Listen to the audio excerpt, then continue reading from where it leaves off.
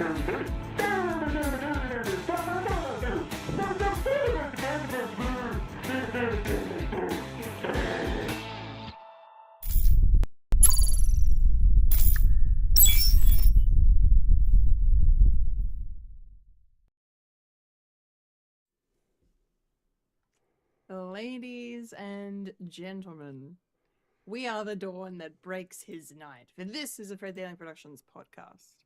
Ow, me knife. Me knife hurts. Gonna break it. Cue the music. I suppose so. Maybe I should. Maybe you should. Do it! Do it! I don't know what we're yelling about! We came, we saw, we kicked its ass. Wait a minute, Doc. Are you telling me you built a time machine? Kind of a DeLorean? The way I see it, if you're gonna build a time machine into a car, why not do it some style? Who is this? What's your operating number? Boring conversation anyway. Look, we're gonna have company! Loud noises!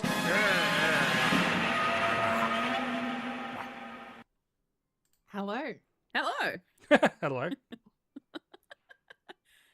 I'm Kendall Richardson. I'm a Fulya and And I'm feeling left out, and Michael is down. Oh.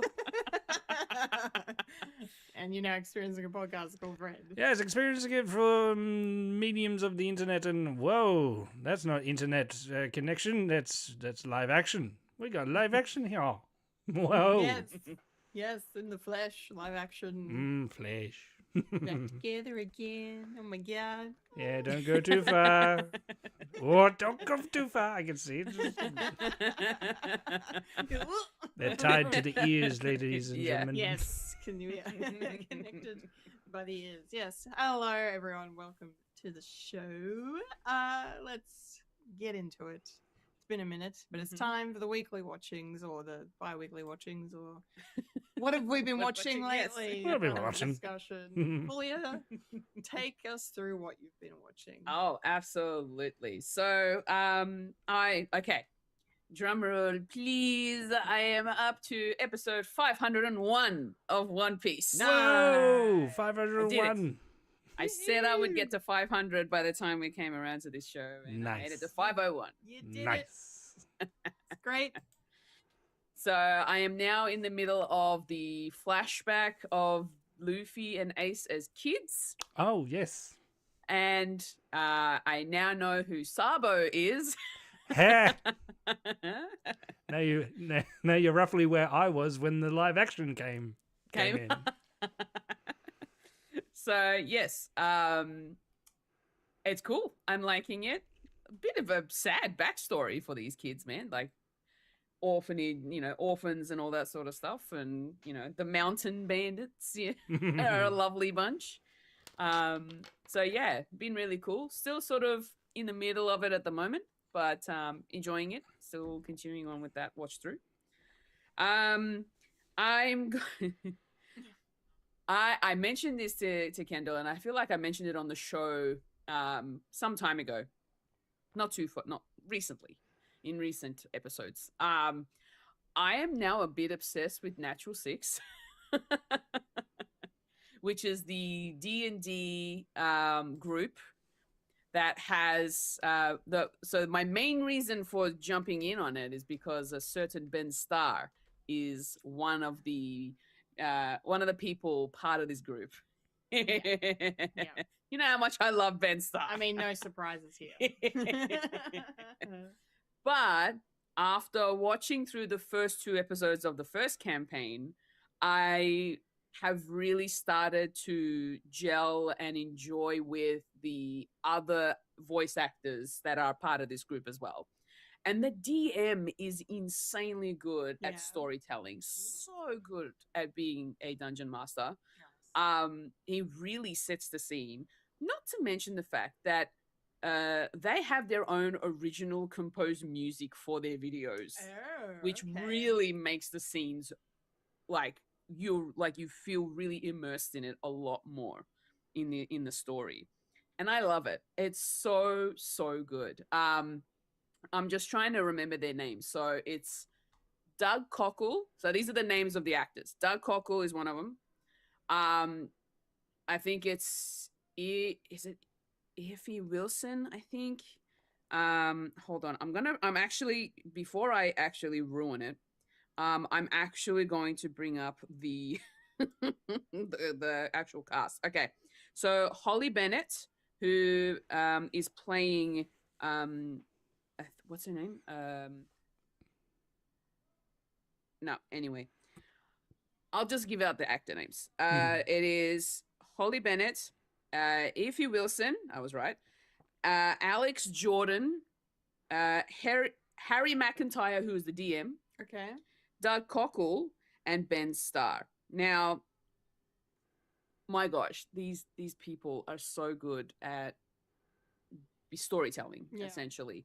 And I'm not really that well versed in D&D, but watching this group play through their story, it's so much fun. Yeah. And it's very sort of captivating, and a lot of the times it gets to, like, when they come to their battle sequences, you kind of see them, especially when they roll very low, or if they're rolling nat ones.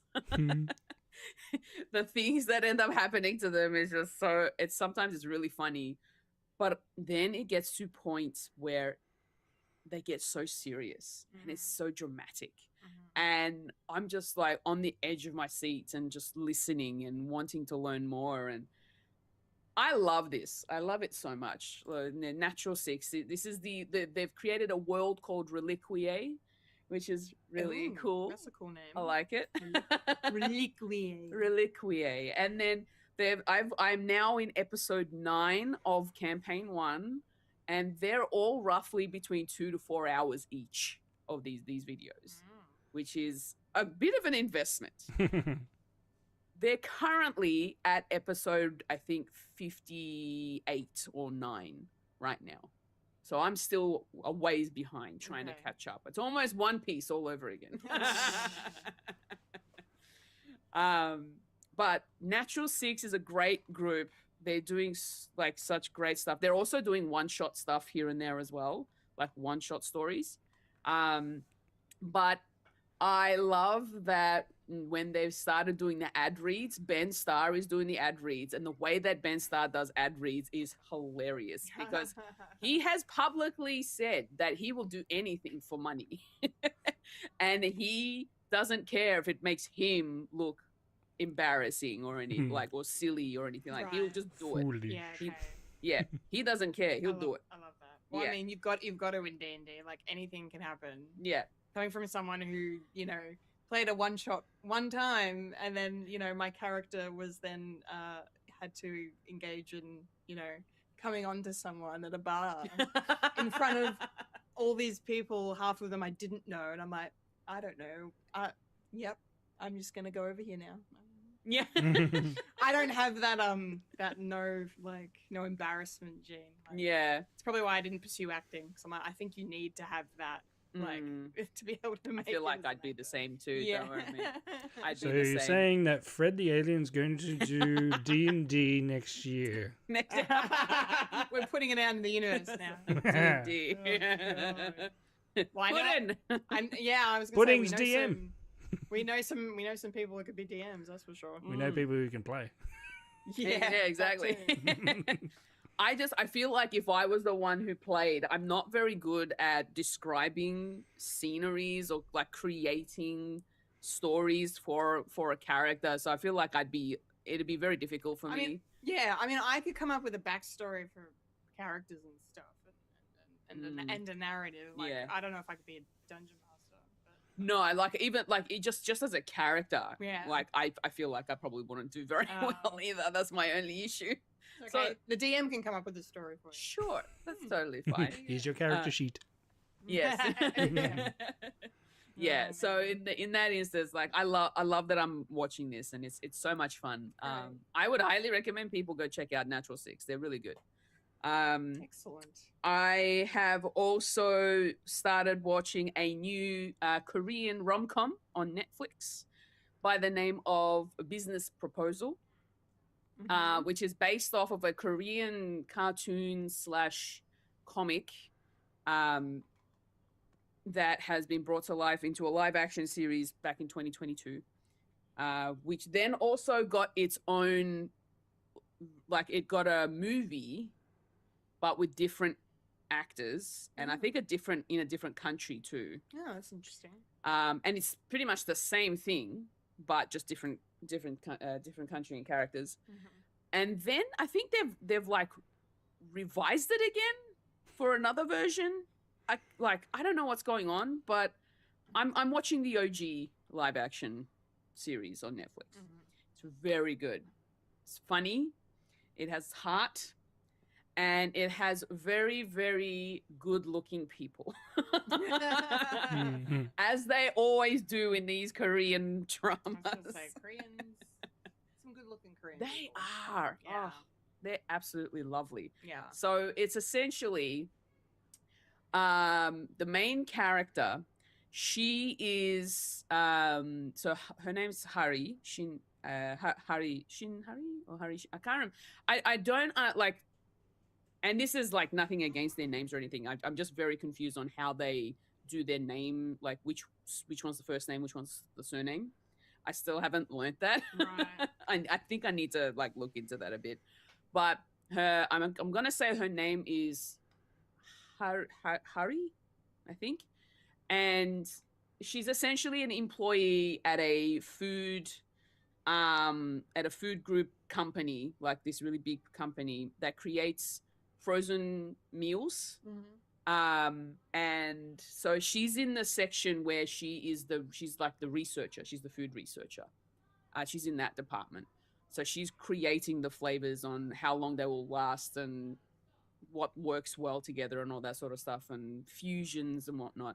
It's almost like being a chef, but not in a commercial kitchen kind of a style of thing. But she's working for this really rich CEO, and the CEO, the grandfather who is the founder of this company, was telling his grandson, you need to start going on blind dates so that you can get married and have assets and stuff, so it'd be good for your business and all that sort of, the whole appearance thing, keeping up appearances and all that sort of stuff. And he ends up getting he ends up going on a blind. He was supposed to go on a blind date with Hari's best friend, who works at another rich company because her father's, the owner of the company. And the best friend did not want to go on this blind date. She was like, "No, I don't want to go. I'd rather fall in love with someone I love. Make me look like this crazy bitch and make him like go away." That's essentially what this first episode is, and the first episode is. But so she tells Hari to pretend to be her, to go on this blind date, finds out that it's the CEO of the company that she works at. Oh. And she's like she's got dress, she's got a wig, and she's dressing up and all that sort of stuff, and she's putting on this persona. And it's hilarious. It's so funny because later on there's like things that happen where she's like, okay, well now she had to expose herself, but she was still lying, and this guy, this CEO, does not like wasting time, and he hates it when people waste his time. He's that kind of person. Yeah, fair. He's also very egotistical. He thinks that he knows how to do a lot of things, and he does display the fact that he can do a lot of different things. He's like, I'm very good at a lot of things, and he does show it. But at the same time, there are moments where you see him a little bit confused. Yeah. And that's always the fun part, to see them be like, okay, I don't know what's happening. What am I supposed to do here? Because he thinks he knows how to act around women and how dating works and all that, but he doesn't. Yeah. Unfortunately. So yeah, Business Proposal, definitely a really good sort of Korean rom-com that I would highly recommend people check out. It's actually quite fun. Nice. The last thing I want to mention, and I don't know if we're actually going to be talking about it at some stage, but I have watched through season 2 of the Netflix live action Avatar: The Last Airbender. Yes, I would like to discuss that on the pod at some point. I Mm. don't know when that's going to be Yeah. because I still haven't watched it. Yeah. I I might have to rewatch it. Yeah, maybe we'll revisit it down the line. But yes, tell us what you thought. So overall thoughts without spoiling it, I really loved it. I really enjoyed Good. it. I loved the introduction of Toph. That's good. Toph was a good standout in this particular in this season. A bit more. I feel like she's a little bit more aggressive in the live action than she is in the cartoon, just a little bit. But it still kind of works. But then you kind of feel for her as well, because she feels like, you know, she's never really had friends, and so this is like her way of getting away from the family and all that sort of stuff. And yeah, they're in Ba Sing Se. A lot of things happen in Ba Sing Se.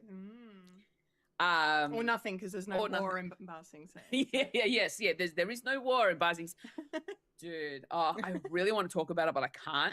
But there are some characters that you see, and there are some very sort of like very serious, dramatic moments as well. Oh yeah. That make you sort of feel sort of either tense, like this uncomfortable feeling, or just sad, you know, just like upset at what's going on in this place, in this city. Oh wow. So they've really done it very well. Okay. I love the portrayal of all of the characters again.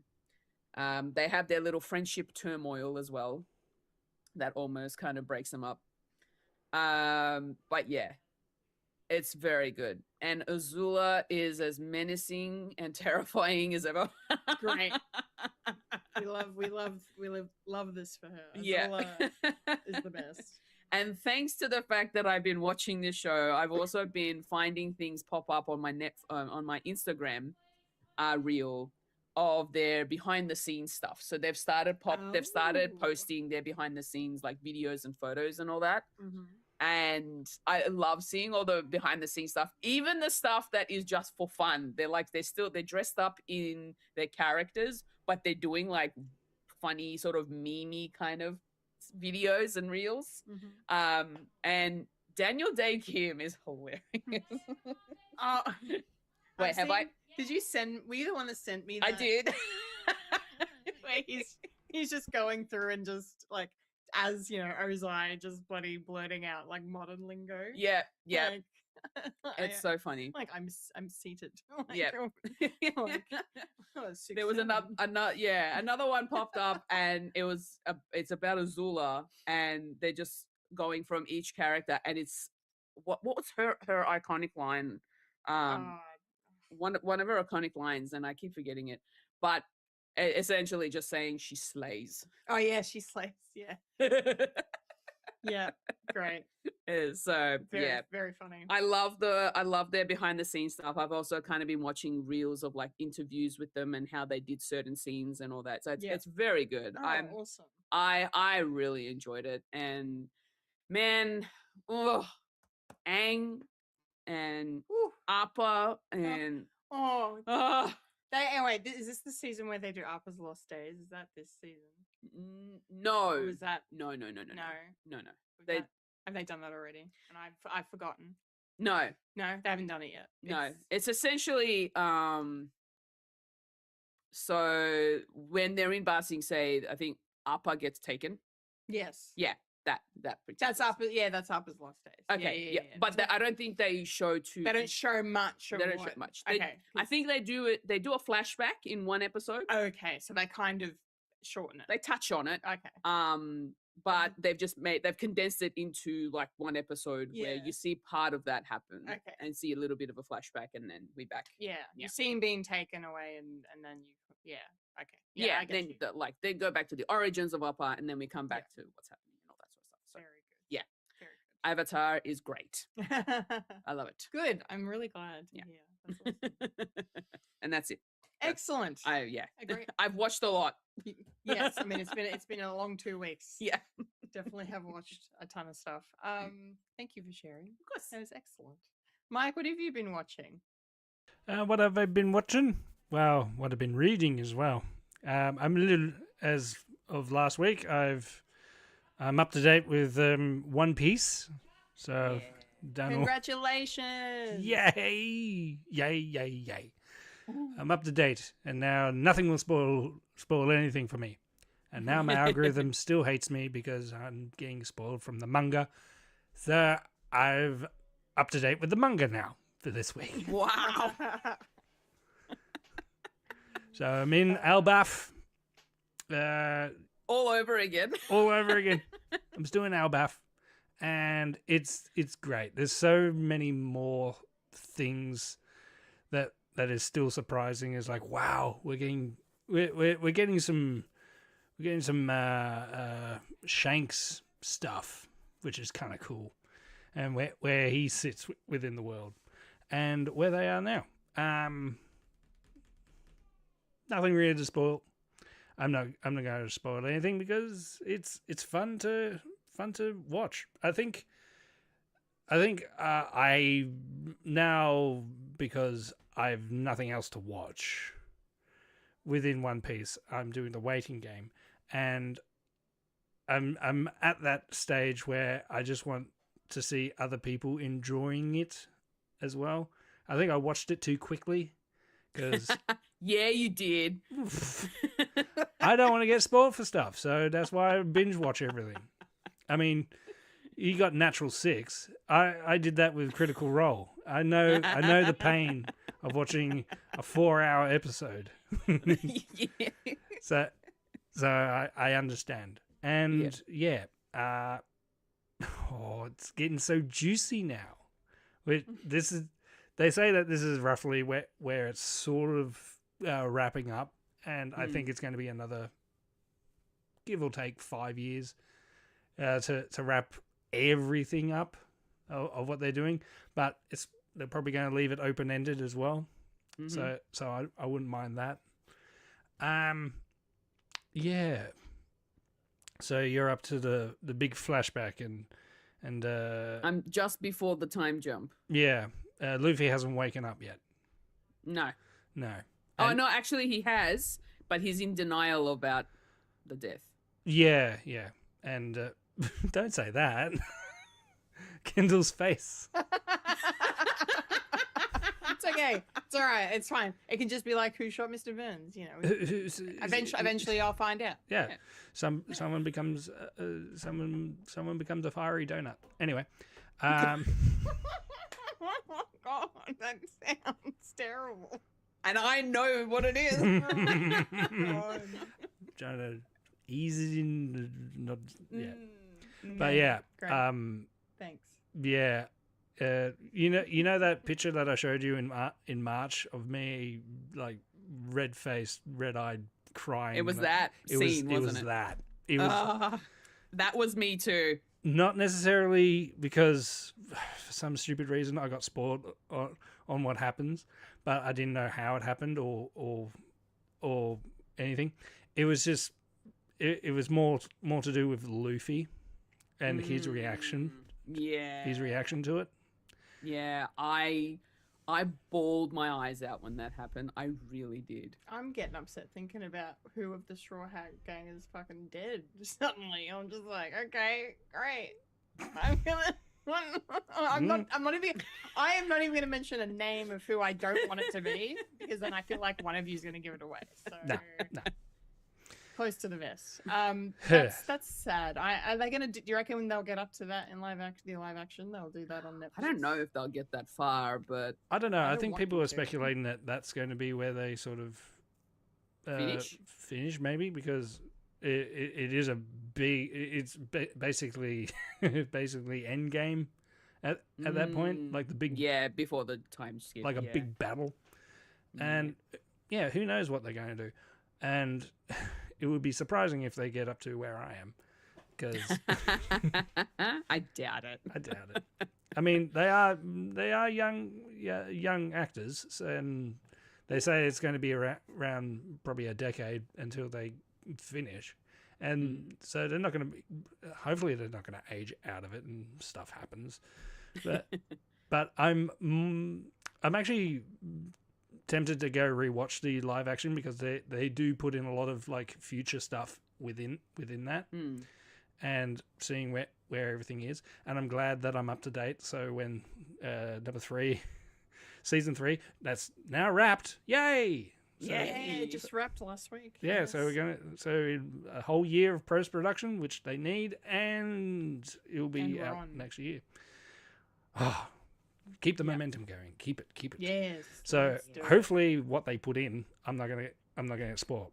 And there is a theory, because now where you are, Fulya, that you would actually probably understand the theory. The theory is called Croco Mum. Do you know that theory? Croco Mum? Yeah. Hmm.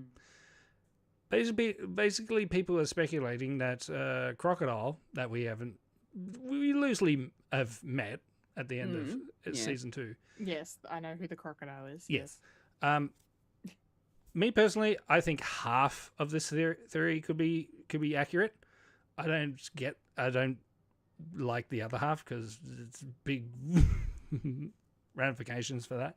But essentially, now we've met Ivo from Empire Down. Not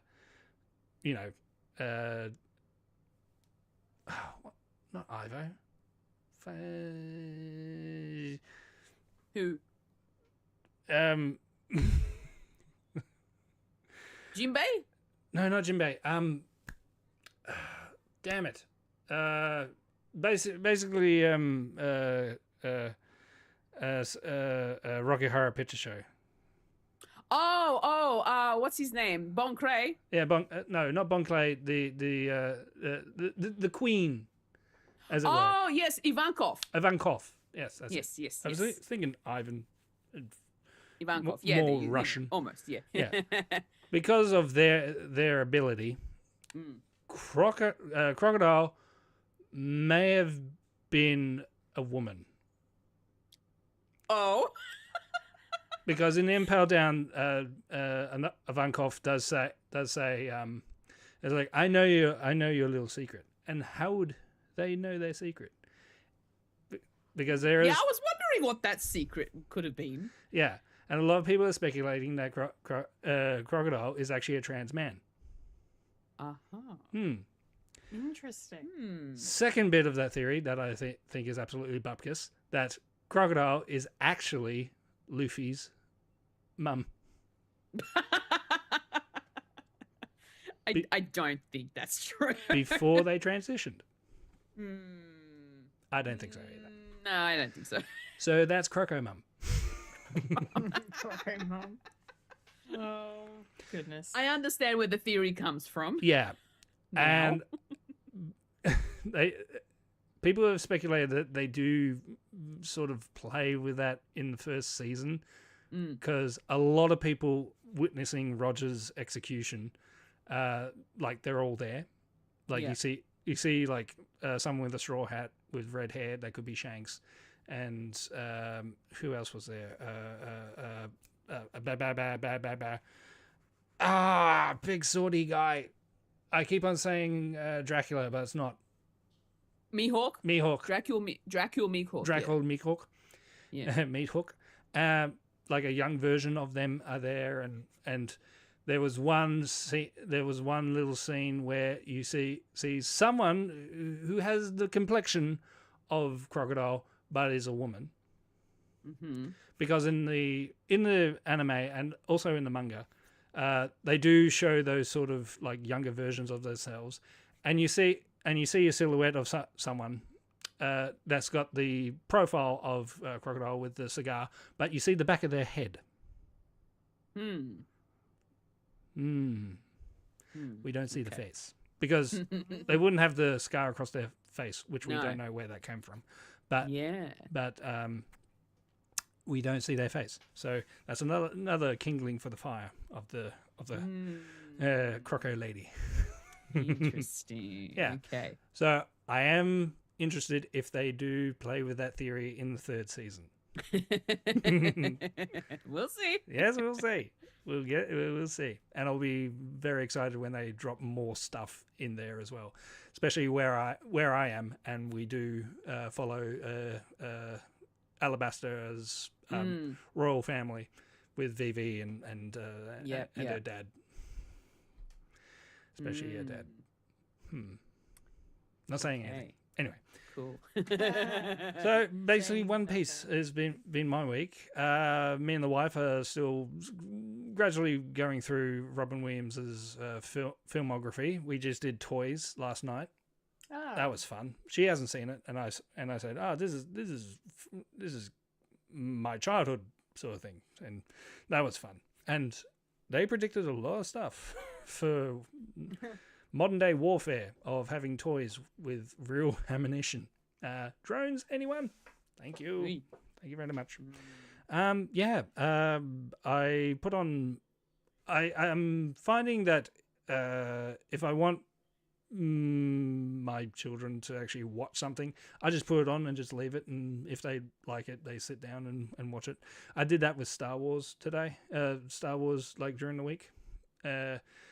We started with number 1, which is number 4, and then we watched Empire Strikes Back because I wanted to show where Yoda come from, because because especially my youngest wanted to know where this Yoda thing on this popcorn bucket came from. It's like, yeah, there he is. That's Yoda, and this is Yoda's species, baby Yoda. Yeah. So I haven't really been watching much. Last week was it the finale of Vox Machina? It was the week before, yes. The week before, so we talked about it. We haven't talked about the ending yet. Shall we talk about it then, Kendall? Yes. Yeah, we can. We absolutely are going to talk about it because I have feelings to share. And I have theories to share. Okay, great. Feelings and theories. Cool. Feelings and theories with Mike and Kendall. A new podcast coming in the new year. Yeah. Wow, our slate is huge. Yes, it is. So,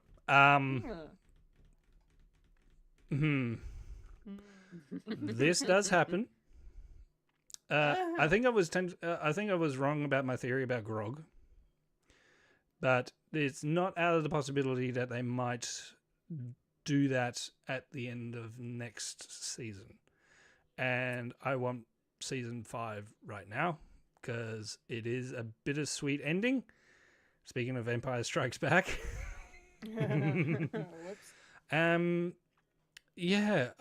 I really enjoyed the final 3 and where the characters are at this particular time and how they were going through it and what they were going through. Everyone had time to shine, and it is sad that we only got Scandalin for 1 episode, which my theory last week, two fortnights ago, or 1 fortnight ago, that they were sort of placing their odds if Sam Riegel, Travis Willingham, Sam Riegel, was going to be possibly free or not. So because of what happens and he's in remission, he can do season 5, which is good because they do need to get the band back together to fight this great evil, which legally they can't say who it is. They just say Whispered One, and I like how they veered around that sort of thing. So they can't say Vecna because otherwise people would go, "Oh, that's Stranger Things." Shut up. Shut up. It's all D&D. It's all D&D, including Baldur's Gate, Natural Six, and everything, including Lord of the Rings. Didn't you know? J.R.R. Tolkien took everything from the D&D. I'm sure he did. I like Pike's journey. I know some people would have issue with it, but I think because the character wasn't really there for that much because of the actress couldn't be there mostly, so they set something up, and I actually quite liked it. It's I mean, yeah, it's a temptation of the devil. So, and what she went through, don't blame. But I did like the fact that it was really Pike and Grog having sort of their issues, and considering Grog is one note because he does have an IQ. No, he does have a ratio IQ of 6, so he can't really do much. You know, everything's all crash and burn and yeah fuck shit up, and yeah and I would like to rage, or in one particular episode, I like to read. yeah Yeah, that was really funny. Yeah, so mad props for Andy Serkis, because he does have the chops for being sinister, and yeah, can't wait for season 5. What about you, Kendall? What have you been doing this time? Yes. Oh yeah, Vox Machina. It's definitely it's still in the mind. Mostly because of Vax and what happens to him Oh yeah, at the end. I forgot about that. No, I didn't. Yeah, no. I wanted to leave it to you because Oh well, thank you. I knew that was coming. You knew it was coming. I didn't know it was coming. I probably should have seen it coming, given you shouldn't be able to get out of a curse like that so easily. So I guess it makes sense that his life would be forfeit at the end, but it was still hard to watch. Spoilers for something that's been on the internet for years now. Well, it's a different interpretation, so okay, they can do their own thing. Yes. But yes, it was that was devastating to watch, to see, and just to see the team's reaction to him, just in the blink of an eye, he's just gone, and they don't have time to like try and stop it from happening, or like anything. He's just dead on the floor, and it's like, oh great, awesome. So that was really sad. And yeah, to your stuff about Pike, like they really set her on this journey from the beginning of the show, when she's having this struggle with the Everlight, and I love she has this monologue in these episodes of like, I've always been the healer, and I've always helped you guys. You always depend on me to help you, and you just count on Pike to save the day, and who's going to save me? Who's going to heal me? And I was like in the feels real hard with what she was saying, and you understand exactly where she's coming from. They wrote it and sold it really well. This, like you said, deal with the devil thing.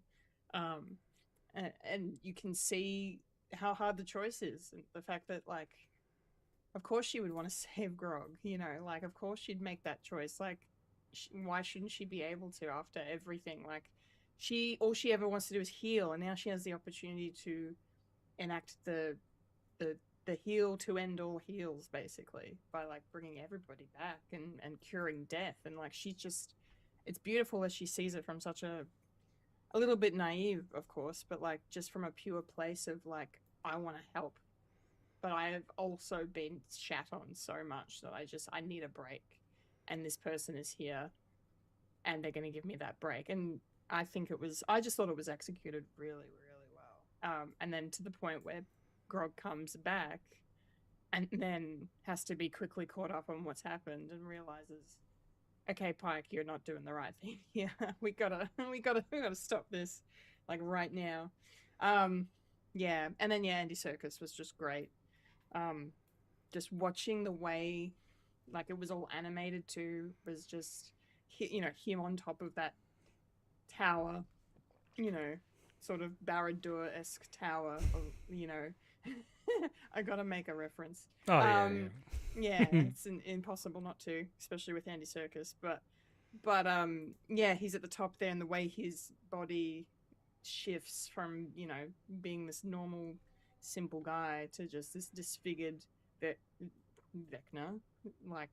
thing. And you'd already mentioned the Vecna thing before that, and as I was watching the sequence play out, I was like, oh, okay, I see it now. I see the whole thing. He's using all this power to ascend, basically. And then when he appears, and they went like, because this is the shit thing, and I love it when shows do this, but I also hate it when you think you've made it, you think you've survived, they got out, they got back, they went home, and then the fucking evil anti-circus beast transformed comes back and then just fucking fucks shit up, and it's like, oh, we're gonna end on a depressing note. Thanks, guys. Yeah, my thought was sort of different. It's like, this is too cheery, and I know there's a lot more. You can't really end like this, because back of the head, I know there's going to be a season 5. What are they going to do? Oh, rug pull. Yep. Loved every minute. Rug pulls are great. So that was fun. Speaking of other things with like intense fantasy stuff, House of the Dragon's back. I don't know if you've been watching that, Mike. I haven't tackled any of that, unfortunately. Okay, that's all right. I won't spoil it then. I've watched the first 2 episodes. Third one out today, I think. Third one came out today. Haven't had a chance to do that yet. I'm not sure when I will. Maybe later in the week. But yeah. Really, it's really good so far. And really interesting, given that I learnt that the events that take place in episodes 1 and 2, they actually wanted that to be the ending of season 2 and not the start of season 3, like the writers of the show. Oh. But apparently HBO were like, no, we're going to put that to open season 3. They wanted to change it. So, but like some of the stuff that goes down here is pretty, like irreversibly story-wise. It's like, okay, some things we've been building towards for a while are starting to happen, and it's like, okay, pretty epic to watch unfold, and I can see how that would have worked really well as a finale. But yeah, and there's some fucking amazing visuals. Like the cinematography in the show is so good, and when you've watched episode 2, we'll talk about it, because there is a visual in that I still am thinking about, and I can't get out of my head, because it's just so poetic and it's so well framed, and it's just great. Anyway, it's a really well made show. And Emma Darcy needs an Emmy and a Golden Globe and everything. 2 episodes in, and I'm just like, just give her the trophy. Just give it. Literally, just give it to her now. I don't care. Like, I know they're not eligible for this year's Emmys, which are the nominations for this year's Emmys are coming out this week. So they'll be eligible next year. But fucking just, who cares? Just give it to her now. I don't care. Holy fucking shit, that person, that human can act their butt off. Jesus Christ. Anyway, very impressed. So good to have that show back. 2 other things I want to touch on. I've watched a crap ton of movies in the last couple of weeks in between packing up my house and moving and things.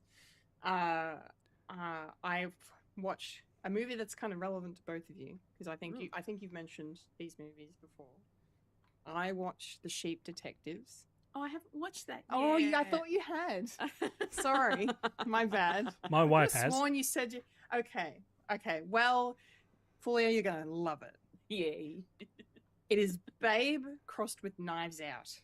Oh, I love that. That's so good. Like that is it. It's just to the point where like I've seen memes or like letterbox reviews calling it grass onion. I'm like, this is great. This is fantastic. It is so good. It has no right to be as good as it is. I'm not even exaggerating. That should be green onion. Green onion. Because that's an actual thing. Oh, there you go. There you go. Green onion. Yeah, it has no right to be as good as it is. It was genuinely hilarious. Like, oh man, I love Nicholas Braun so much. He needs to be in everything. Seriously. Fucking hell.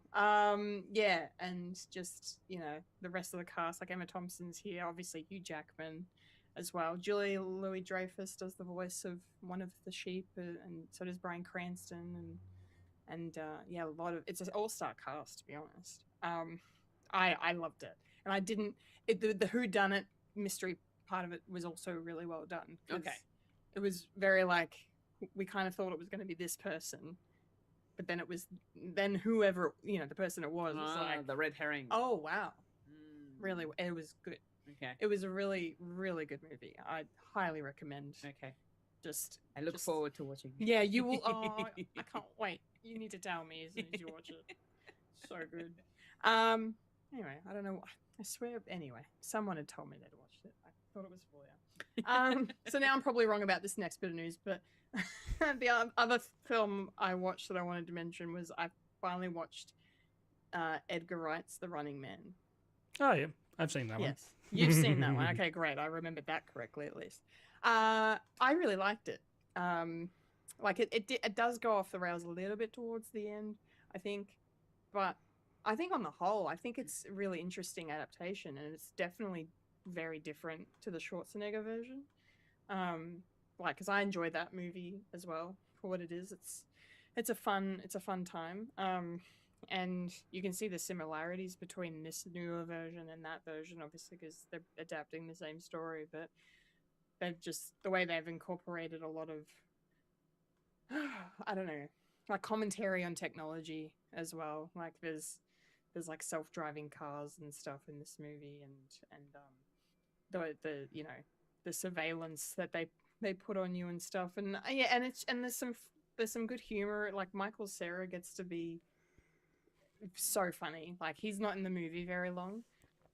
He makes very good use of his time, and he's just batshit, and it's just awesome. I really liked it a lot. But yeah, it was fun. It was cool. Coleman Domingo was great. And getting to see Josh Brolin, play a villain that's not Thanos was interesting as well. Yeah, and Glenn Powell was really good, I think, as the main guy, whose name escapes me now. But no, he was really good. It was just because it's Edgar Wright. It's just a visually entertaining film as well, like aesthetically and everything. So yeah, I think they did a really good job with it. So yeah, those are my highlights for my weekly, bi-weekly, bi-monthly watchings. Yeah, I was a bit iffy on the ending. Yeah. I think it was parts of it. The ending were good, but then parts of it was just like maybe it should have ended sooner. I don't know. Do you want to know the ending for the book?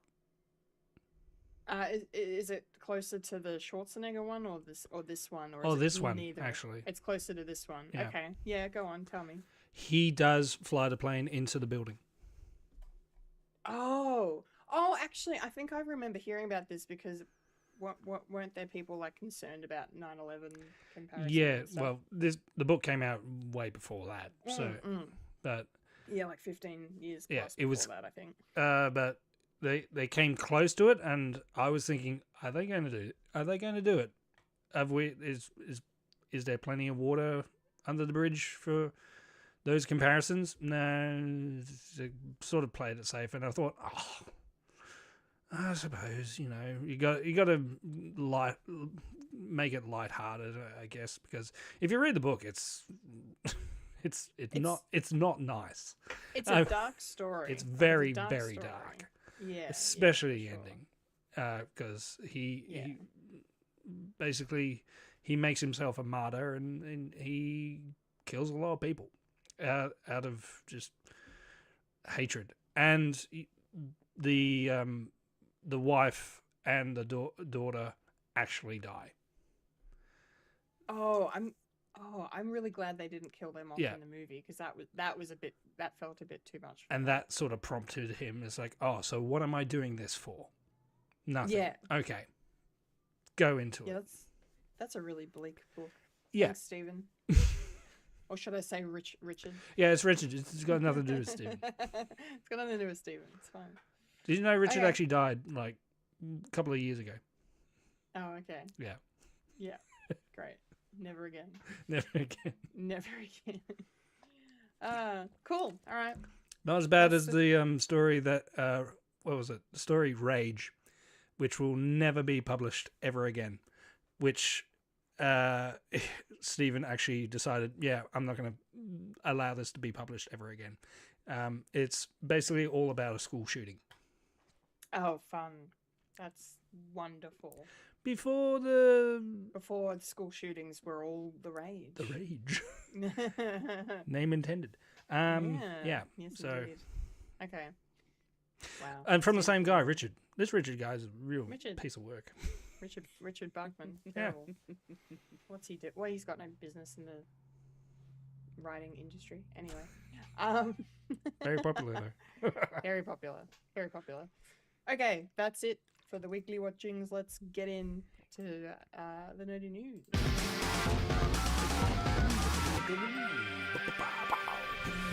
This is the news, the nerdy news. The nerds that talk about the nerdy news. That is us who talk about the news that is nerdy. And now the queen of nerdydom, the hostess with mostest, Kendall Richardson. Take it away, Kendall. Just reach through the screen and grab the microphone. That's my old mic. Yes, it's very good. Very, very good. Okay, nerdy news time. We don't have a heap to discuss, but this first bit of news, oh boy. Yep.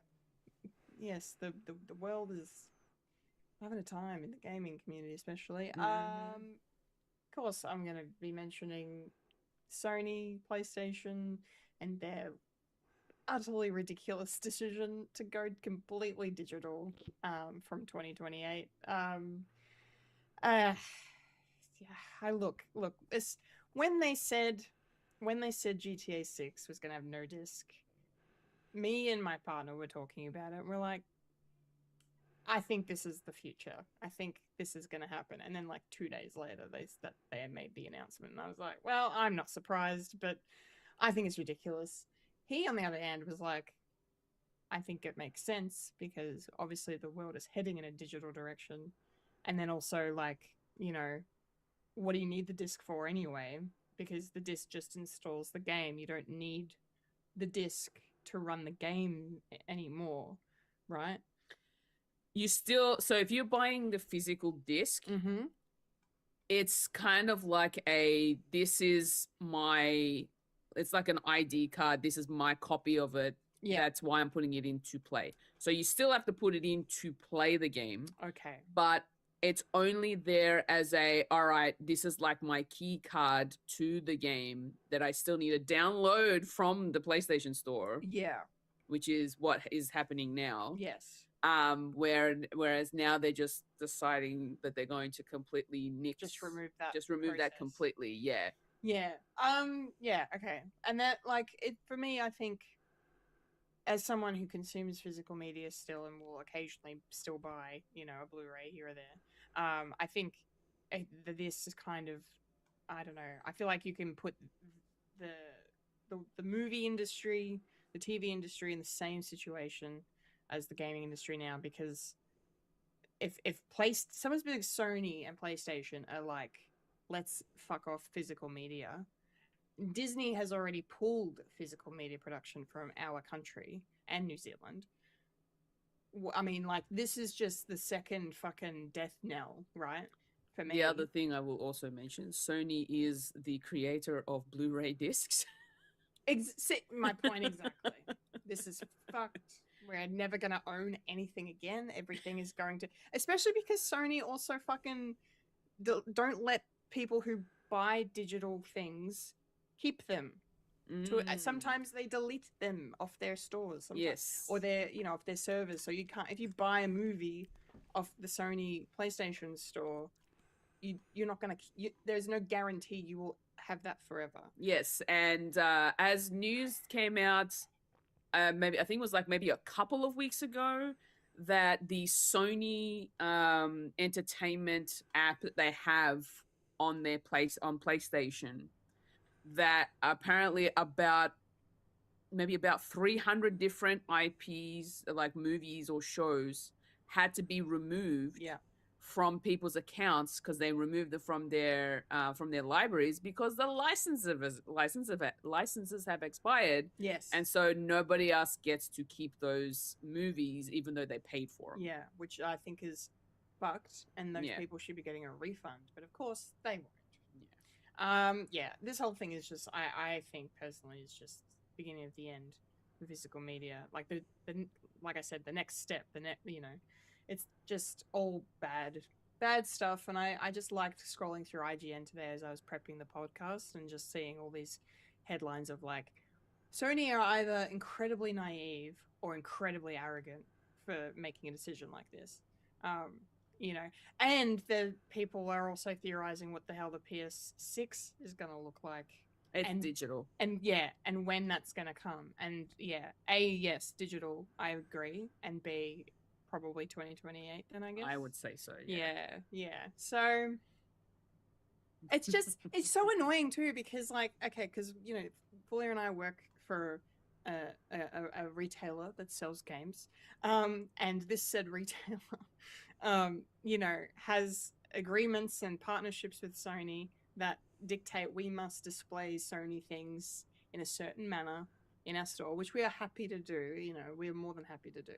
But like, it's like a third of the gaming department almost, or maybe like a quarter of it is just PlayStation, and it's like, what is that going to look like in a digital world? Yes. So I just, I don't know. I have so many questions and so many concerns, and it's just really upsetting. But I'm going to throw to Fulya for her thoughts because obviously Fulya is a big gamer, and you do have a PlayStation, and you do partake in the PlayStation gaming. I do, yes. Yes. What are your thoughts on Sony's decision here? Do you agree or disagree with what they're doing? So it's hard for me because I'm not happy about the thought of PlayStation going digital, like all digital. But I understand the direction it's going.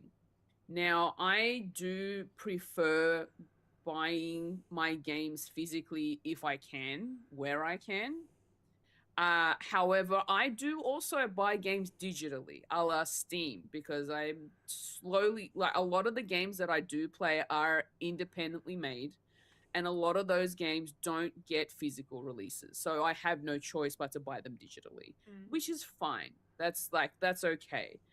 But when it comes to like your bigger AAA style games, your AA games, and where they do actually have more hype behind them, and there's going to be a lot more players wanting to purchase and play those games, the physical side of it is more of a, at least for me, it's I get to play it, and then when I'm done with it, if I don't want to keep it, I can then trade it in or sell it to someone else who would have, who would be enjoying it just as much as I have. But once you go digital, you're like, air quotes, you're keeping it for forever kind of a thing. It's associated with your account. You can't give it away to someone else once you're done with it, unfortunately. And that's one of those things that is a bit of a, I mean, it's good. It means that if you are just digital, it means you don't have to worry about, switching out discs every time. So there are some positives to it. Like I said, you won't have to be constantly like switching out different discs just so that you can play the game you want to play. It's a bit more seamless in the way that all you have to do is just install it and then just start playing the game. But for people who are physical media collectors, it seems like yes, like being one of them. I too am a bit of a physical media collector myself.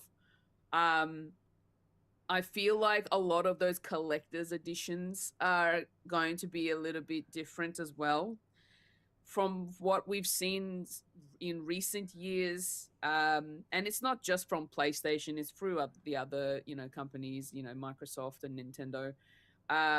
When they do bring out their collector's editions of something that comes with like a statue or, something physical that you can display in your room or whatever, and they give you the game with it, most of the time it's a digital code. If you get a steelbook copy with the steelbook copy, Right. what is the point of the steelbook if you don't give me the disc? That's a very valid point. Yeah, I that's the one thing. That's the one thing that Nintendo has done in the past, where they have sold games. You still get the physical cartridge, but the physical cartridge is still in the plastic case, and then you get the steelbook case along with it. So you're That's getting right. 2 cases together. Yeah, that's right. That in a way still kind of makes sense, because it's you can still, at least you can then transfer that cartridge over to the steelbook if you really wanted to. I still don't think it's like, first of all, you're making extra, like you're making extra plastic in the world that we're trying to go Yes. plastic free. Yes. What is the point of that? If you're going to Yes. give us a special steelbook version, Just put it in the steelbook. put it in the steelbook. That's what the 4Ks do. I mean, yes, you get a standard 4K, or you can buy a steelbook, but like, it's not like, here's your steelbook, and it's a separate plastic disc. Exactly. With the steel. It's Exactly. Yeah. Anyway, It's 2 different things. it's weird. But yeah, so there are positives and negatives to the going all digital side of things. I feel that it's going to be a lot harder now for people to get into gaming because of this. And to top it off, it's going to get more expensive. Like, it's not getting any cheaper to be a gamer. This hobby is becoming more and more expensive Yeah. as the years goes on. Yeah. And from what we've seen decades ago, where once a new console is released, the older ones get cheaper, that's not happening. Now they're getting more expensive, because the technology to produce them and the parts that are required to produce them are getting more expensive. And so those consoles are not getting any cheaper at all. They're actually the opposite. They certainly are. Yeah. And that's the other thing that kind of bothers me. So I definitely can see that once PlayStation goes digital with their games, it also means that their consoles from there on out are going to be digital. There's no more disc drives. And I wouldn't be surprised if by that time as well that the other like Microsoft and Nintendo potentially might follow suit by then. So Yeah, absolutely. Like, Yeah. I mean, like, Microsoft tried to kind of head towards a digital. sort of, yeah. They kind of still are with their Yeah. whole, go to use Game Pass as your main sort of way to, especially because they're trying to say play anywhere with Game Pass. Yeah. So it meaning that you have a digital library to access, but it's not for keeps. It's literally like a to borrow kind of a thing while you still have the membership. And then Nintendo is sort of there, but they're still keeping the physical cartridges for now. Mhm. But I wouldn't be surprised if at some point in their next gen console that will probably be another digital version or a disc. I don't know. I don't know where Nintendo will go. I feel like Nintendo's still staying in the physical side of things. Especially considering that they're not using discs, they're using cartridges instead. And they're they have more value to them, because they're not going to get, too scratched up or banged up unless you don't look after your games. So in that instance, and this is why Nintendo games, even pre-owned Nintendo games, hold value. They still hold value. Yeah. Even after you've traded them in, they still sell for a high price. They do. Because they're not discs that can get scratched. That's right? Yeah. They That's don't a get really good damaged point. that easily. Yeah. Another thing that I kind of want to mention is that it's oh, okay, maybe I wasn't gonna my brain's just had a little brain fart now. I don't know what happened. That's okay. Yeah, I just there's positives and negatives to it. I'm not happy about it all, but it is the direction that we're going in, unfortunately, and it is what it is. It is what it is. The other thing I forgot to mention is I keep seeing shared around the speaking of sharing, the PlayStation 4 how to share your games. Oh with people yeah, video. yeah. Everyone's been sharing it. It the aged last like milk. Milk. Yeah. Milk. Yes, and not the long life kind. Yeah. Milk. Milk. Mm. Absolutely hysterical. Yeah, all the yeah. memes coming out of that now. Yeah, memes everywhere. Thanks for sharing your Yeah. thoughts. I really like that insight. Thank you, Fulya. Mike, also a gamer, and the mascot for physical media, if there ever was one. That's you. I'm a mascot. You're mascot. The spokesperson for physical media. How are you feeling about this announcement? And do you think it's, another nail in the coffin? It's probably a nail on the coffin for physical media because that's slowly becoming like collectors now, where it's going to be a more niche market and it's going to be a bit more expensive for people who actually want a physical copy. And that goes for DVDs, Blu-rays, or 4K, which I haven't really touched on because I'm still cheap man. And I just rummage around in bins. Yeah, I haven't really done much about my gaming. I mean, I am tempted to get my hands on a Switch 2, which is probably going to be my latest thing. But as you said, Fulya, because the games are physical, I like that idea. And I've only got a PS4, and I just wanted to play certain games, retro games, as it were. So I'm more of a retro gamer than I am like new age. It's like, I gotta play the new thing. Nah, I'm not gonna get GTA 6 because I cannot afford a PS5 or the PS Pro, which is insanely, stupidly pricey. And the game's going to be in 30 PS, 30 frames per second. No, it sounds like crap to me.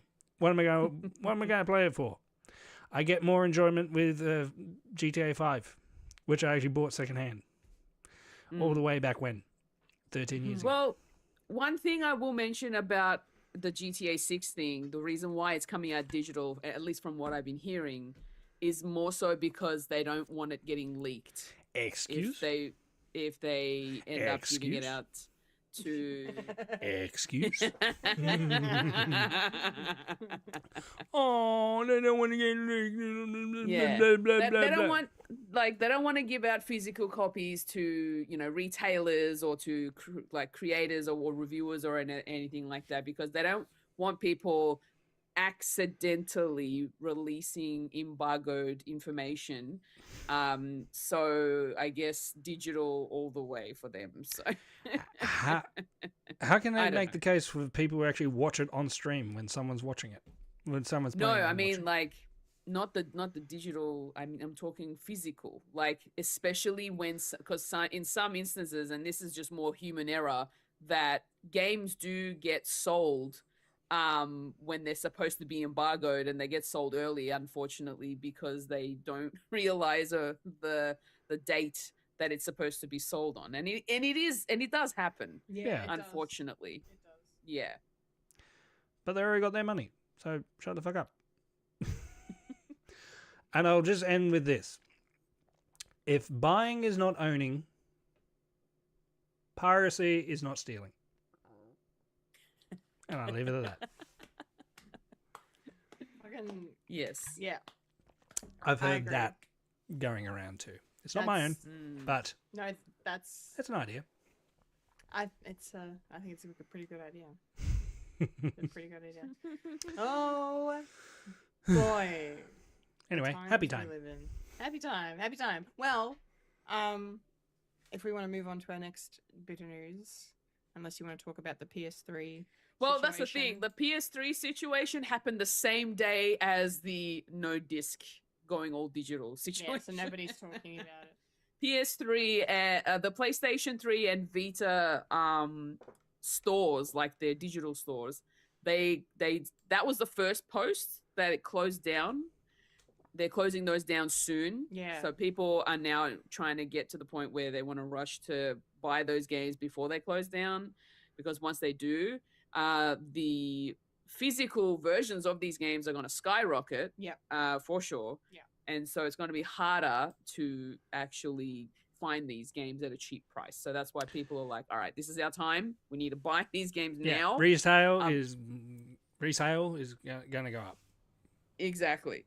And then on the same day, not too far ahead, like in terms of time, they ended up saying, oh, and by the way, we're going all digital.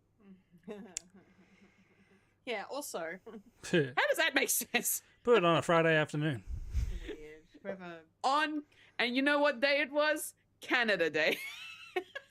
Oh, Happy birthday, Canada. Oh, Canada. Oh, Canada. Oh, Canada. Oh dear. That's all I'll say. but yeah. Okay. Well, thank you for that. Thank you. All right, we got one more other thing in the news to talk about. It's technically like a trailer park-ish adjacent thing, but it's fine. Because while we were off, there was a little teaser dropped for the upcoming Netflix animated series, The One Piece, which is basically the abridged version of One Piece. The one that me and Mike are watching. Yes, it's the Kai version. One Piece Kai. One Piece Yeah. Kai. It's coming out in February next year. So we've got to wait a little bit, but we got a brief look at what to expect. The animation looks really lovely and bright and colorful, and it looks very similar, for my money, from what I've seen of the original show. It looks a little similar in the character design and whatnot. So that's fun. But it's also cool for someone like myself who only really has the live action as a reference point, and I'm seeing things in this trailer. I'm like, I know these characters, and I know some of these locations, and it's kind of fun for me to just, be Captain America, and I understood that reference. Yep. That's who I am. Yeah. So no, it looks fun. I may give it a try, as it might be my best way to kind of intake the whole One Piece story without sitting down and watching 1,000 episodes plus. Kudos fun. to both of you. Kudos to you both. You have more will and determination than I More have. time on our hands. And more time on your hands. How dare you? More So time. now I'll be over here watching another 11 seasons of ER. That's where I'll be. Priorities, I guess. Anyway, so look, yeah, it looks fun. It looks cool. I hope it does well. Mhm. I hope people watch it. What did you think, Fulya? Even though I am way past beyond this, I'm still going to end up going back and wanting to watch it all over again. Nice. Just for a point of reference, just to see what they condense, what they cut out, how they make it still seamless for people who are interested in getting into One Piece but are intimidated by the number of episodes that are involved. Weak. So, yeah, I know. Weak. Weak. Watch everything, including all the fillers. It's not the amount. It's the destination. It's an odyssey. Journey. Yeah. Yep. No, I think this is really good. It gives kind of like what Dragon Ball has done in the past. Like this is a nice way to get more eyes on the IP, and especially considering how well the live action is doing on Netflix as well. This is definitely a good step in the direction for people who do want to give the anime a go, and it's a little bit more easier to consume, I suppose. So yeah. Yeah, cool. Mm. Nice. What about you, Mike? What did you make of this teaser? I'm happy it's coming out of my birthday. Well, my birthday month. We don't know the yeah. actual day. But I'm all for this. We're going back to the East Blue. Yay. Yes. Back to the East Blue. Again. Again and again. Again and again. I love.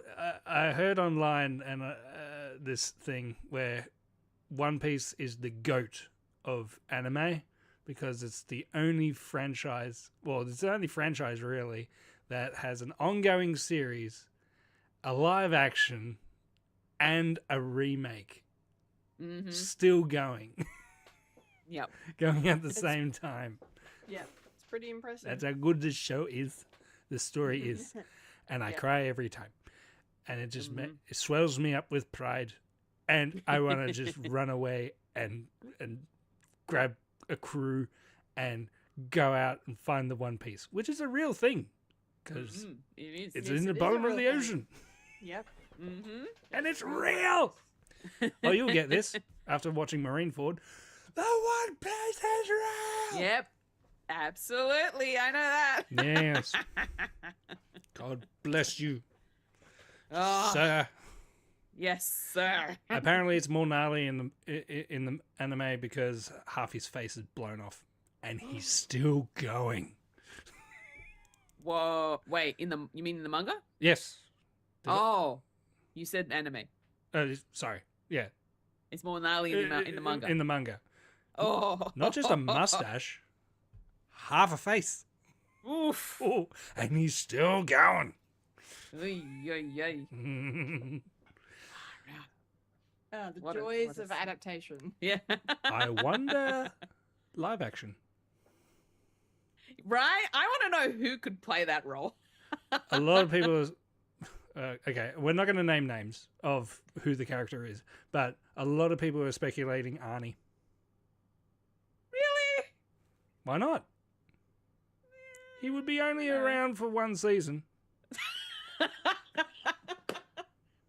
he still needs to do like there are like maybe one or two moments that we meet the character beforehand, Oh, yeah. Oh, younger. like flashbacks and stuff. Yeah. And it could be Okay. younger Arnie. Doesn't he have a son that's like younger Arnie? Look like him? sort I of? don't know. I don't know. I don't know. Or am I thinking of Clint Eastwood? I don't know. Clint Eastwood, Jesus. No, he's retired now, so I can't have him. Yeah, so overall, I'm excited and to watch this again. And because I've run out of One Piece to watch.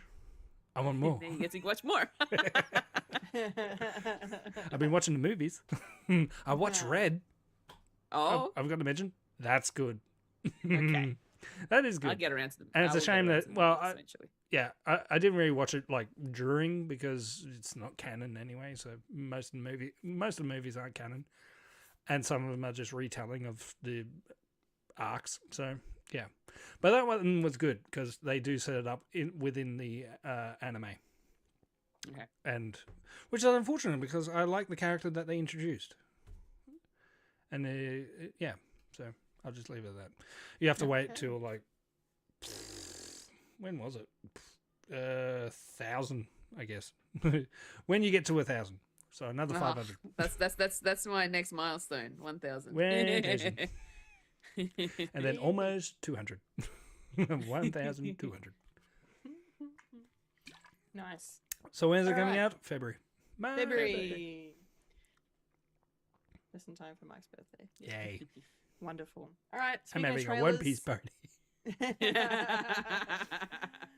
Speaking of trailers, let's roll on up to the trailer park. Yes, we shall. Rolling up to the trailer park where we all park all the trailers. He had. Kuma.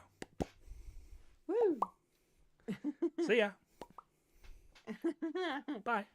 It's trailer park time. Our first trailer is a Star Wars trailer. It's a This Star is- Wars. This is Star Wars Visions presents the Ninth Jedi. So I haven't seen Visions season 2 or 3. Fulya, you have, right? Okay. Question for you then.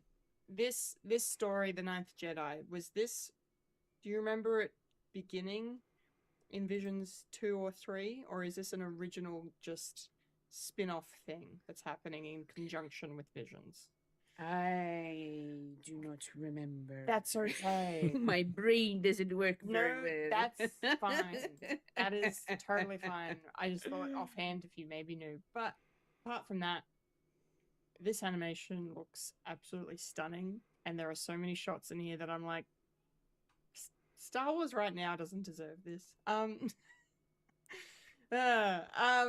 No, it looks so good. Like there's just there's a gorgeous like brief shot of it is Season 3 season 3. of Okay, Visions. of Visions. There was a Ninth Jedi episode, so this is kind of spinning off out of that, I guess. Yes. Yeah, there's like this cool shot of like a black hole, and traveling past that and stuff, and just the way that all the ships look and all the creatures are designed and the backgrounds and the all the space travel and the planets and the action sequences are really cool. And yeah, this looks phenomenal, to be honest.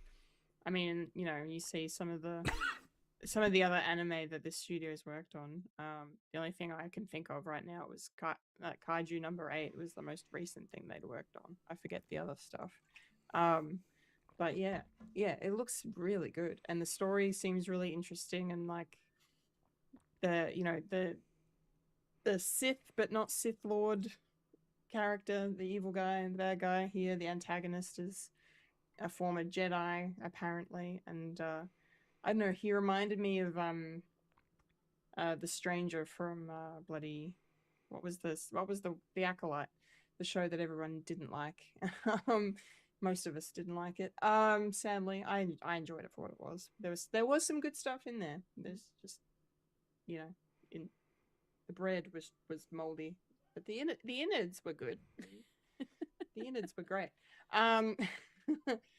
Yeah, no, he reminded me of the stranger a bit. He had like that similar kind of voice, and like this sort of dynamic between him and this female character that we have reminded me a lot of that dynamic from that show. But yeah, it seems really, really cool. I'm kind of really interested to watch this. I think it'll be really interesting to see how it goes. Yeah, I need to catch up on my Visions. Mm-hmm. I think for sure, or at least watch the episode that this one's yes, based on. to be up to date and make sure I understand everything. Yes, definitely. What did you think, Fulya? I actually really like it. I like that Star Wars is getting the anime treatment. Yeah. So I'm kind of like into that sort of thing. Like the Star Wars animated shows that we've seen, like Clone Wars and all that sort of stuff, and the Bad Batch. They've been great, and I love those animated series. But there's something about having it in a Japanese style that gives this a bit more kind of, I don't know, it's like more drama is put into it. Mm-hmm. And especially considering the art style as well, just gives it that like a little bit more higher quality Mm-hmm. in its animation. And it's really cool to see, new characters coming through. The fact that there's Sith, there's like Sith lords or that are not wielding red lightsabers, but like other lightsabers that are for Jedi. So this is like assuming that the person who is fighting was a Jedi, but they just didn't go out of their way to get a red kyber crystal or something like that. Yeah. Right. So I kind of like that, where there's like this really fascinating kind of secret behind it, and I want to learn more, and so I am very interested in watching this for sure. Yeah. Nice. I agree. Mike, what did you make of this trailer? What do you think? I do like the idea of an anime but with a Star Wars skin, and it's not necessarily like, oh, that's not how lightsabers work. It doesn't matter.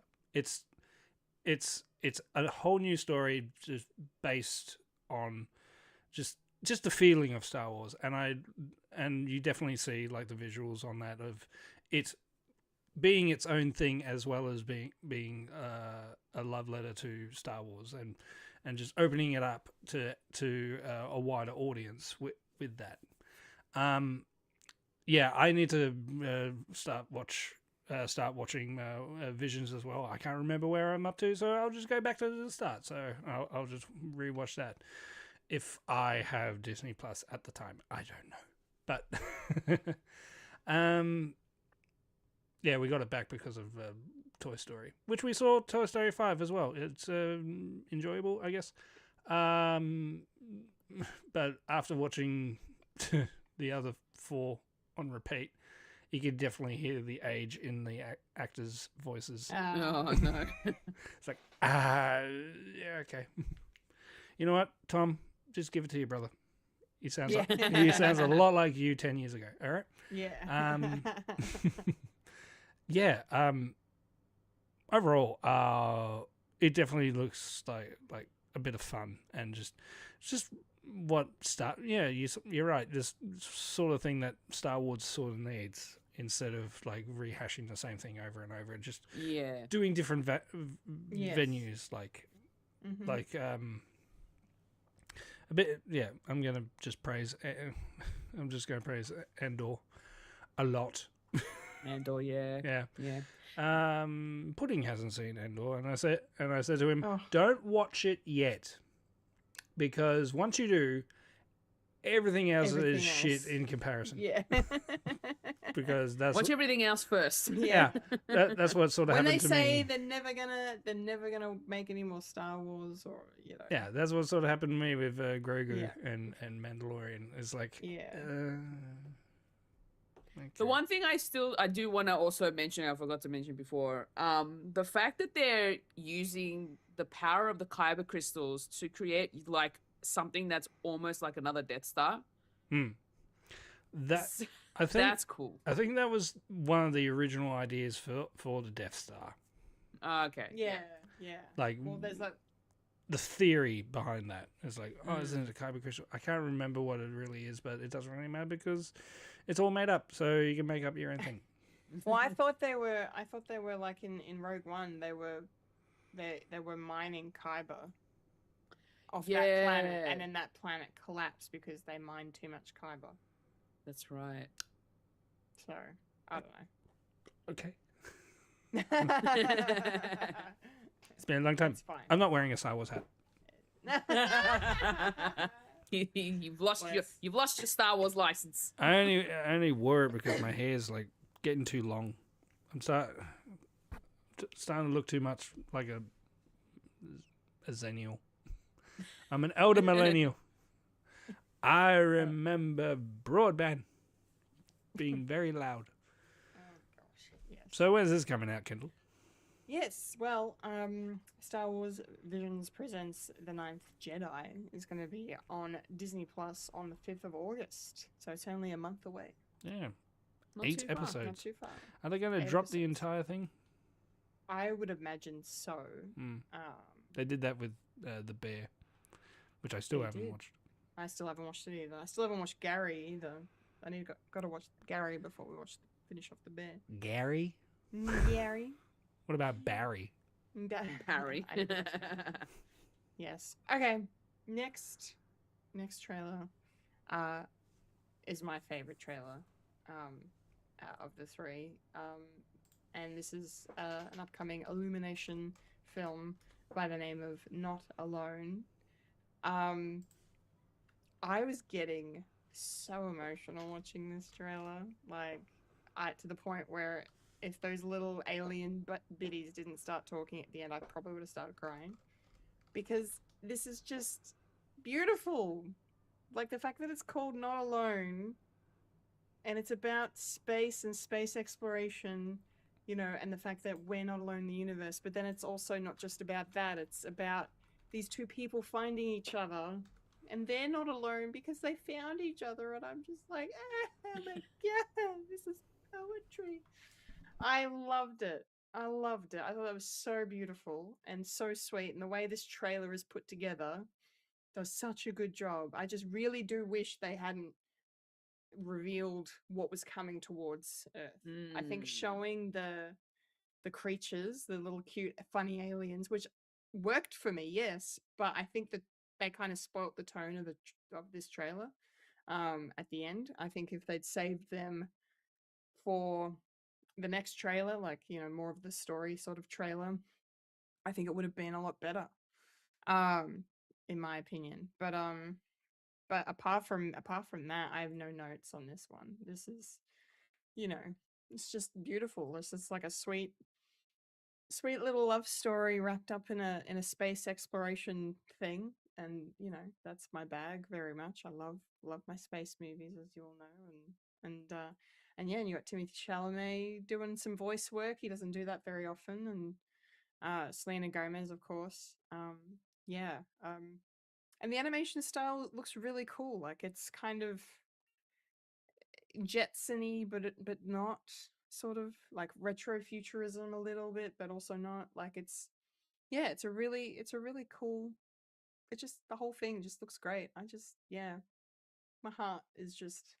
I can't wait to watch this. Like I would go to the cinema and watch this, and I don't go out of my way to watch animated movies, especially like family kids ones. Mhm.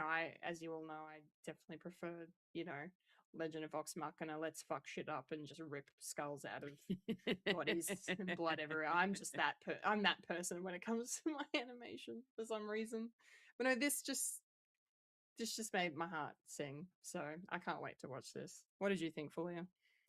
Yes, I agree. This is a very kind of a humbling kind of story, I guess. It's very sweet. I am very shocked to find out that this is your favorite of the three trailers, to be honest. Yeah, I'm not surprised. Considering the last What's one coming that's coming next. next.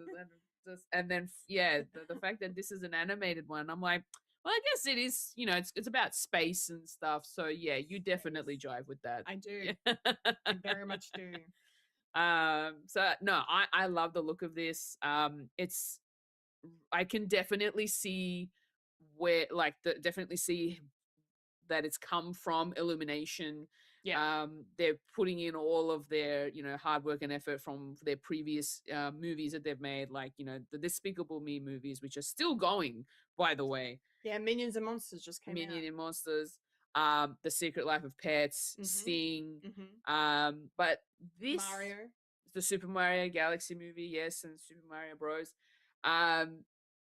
This, for whatever reason, in its art style, it feel it like there's more texture to it. Yeah, like we're looking at a picture right now of the main character in bed, and you can see the texture on the fleece blanket that he's got. Yeah, and the pillow that he's and got. the pillow that he's resting his head. Like it's the Yeah. detail in this thing is incredible. There is a lot more detail. Even the hair on the main characters just look really cool. Yeah, like Selena Gomez's character, she's got like these gorgeous curls going on, and it just yeah, it's almost like it's going to be it's these dolls that they've just placed into this animated world, and it's like physical kind of like it's like claymation, but not animated. Yeah, as, like CG, kind of. Yeah, like they feel very real. Absolutely. Yeah. So I do love the look of this. In terms of like the story that we're getting from this is,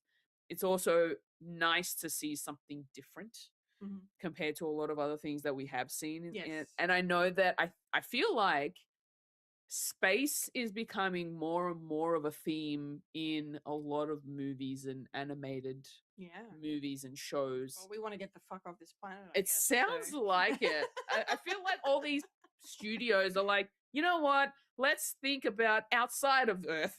Yeah. We're done with this place. Let's yeah. There's more stories in the universe, in the galaxy, than there is here now. I kind of like that we're getting into that kind of a theme now. In more recent years, but yeah, Not Alone just looks really good, and I can definitely see the heart and the emotion that's going to come out of this, I would say. The little aliens we get at the end, I will they are humorous. I love I love that they've given them this British accent to juxtapose the American accent of the people. They look like jelly beans. To be honest. They do a little bit. Yeah. And I don't know, does it sounds like that there's gonna be more of them arriving at some point in the movie. So but we still end up with the three of them to start off with.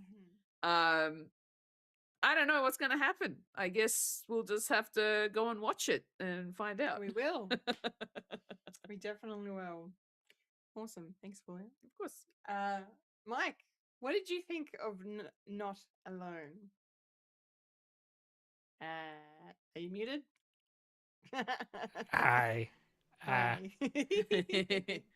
I did a whoopsie. I forgot to watch it. But I have. I did watch a guy talk about it. Okay. Yeah. So, and, React to it? and I heard you guys talk about it too. Yeah, it definitely has a little bit of a different sort of feel when it comes to Illumination, because everyone knows it's these. Yeah, Illumination has this animation that I don't particularly like. If you've seen like the Minions movie, or even their other ones like the Lorax, the Grinch, and Yeah.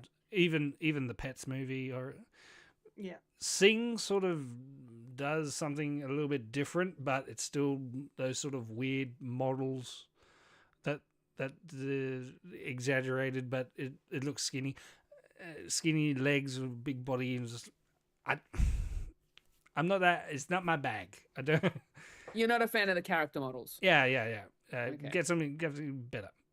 Yeah. But I think because of the Super Mario movies, they're sort of venturing out, and I do like the sort of cartoonish but still part of real life. It's that Mario thing that happened like I want to say 15 years ago, where it's first like Smash, the Smash games, where you know their overalls, but you actually saw the denim, and it actually like makes it more a realistic sort of style, but he's still just a small guy with a big head and a mustache. And yeah, this sort of has a different animated feel to it. Like there's more texture to it instead of saying block block stick block block block. Hey, it's to entertain your kids for a while. Shapes and sounds and minions, more minions. We need something. I mean, Illumination, like Toy Story to Pixar, Illumination's got minions, so you need that to like pay for the stuff that you can branch out for. And this one sort of has that sort of feel. They're sort of branching out to something a bit more a bit more stylized than just random shapes moving around.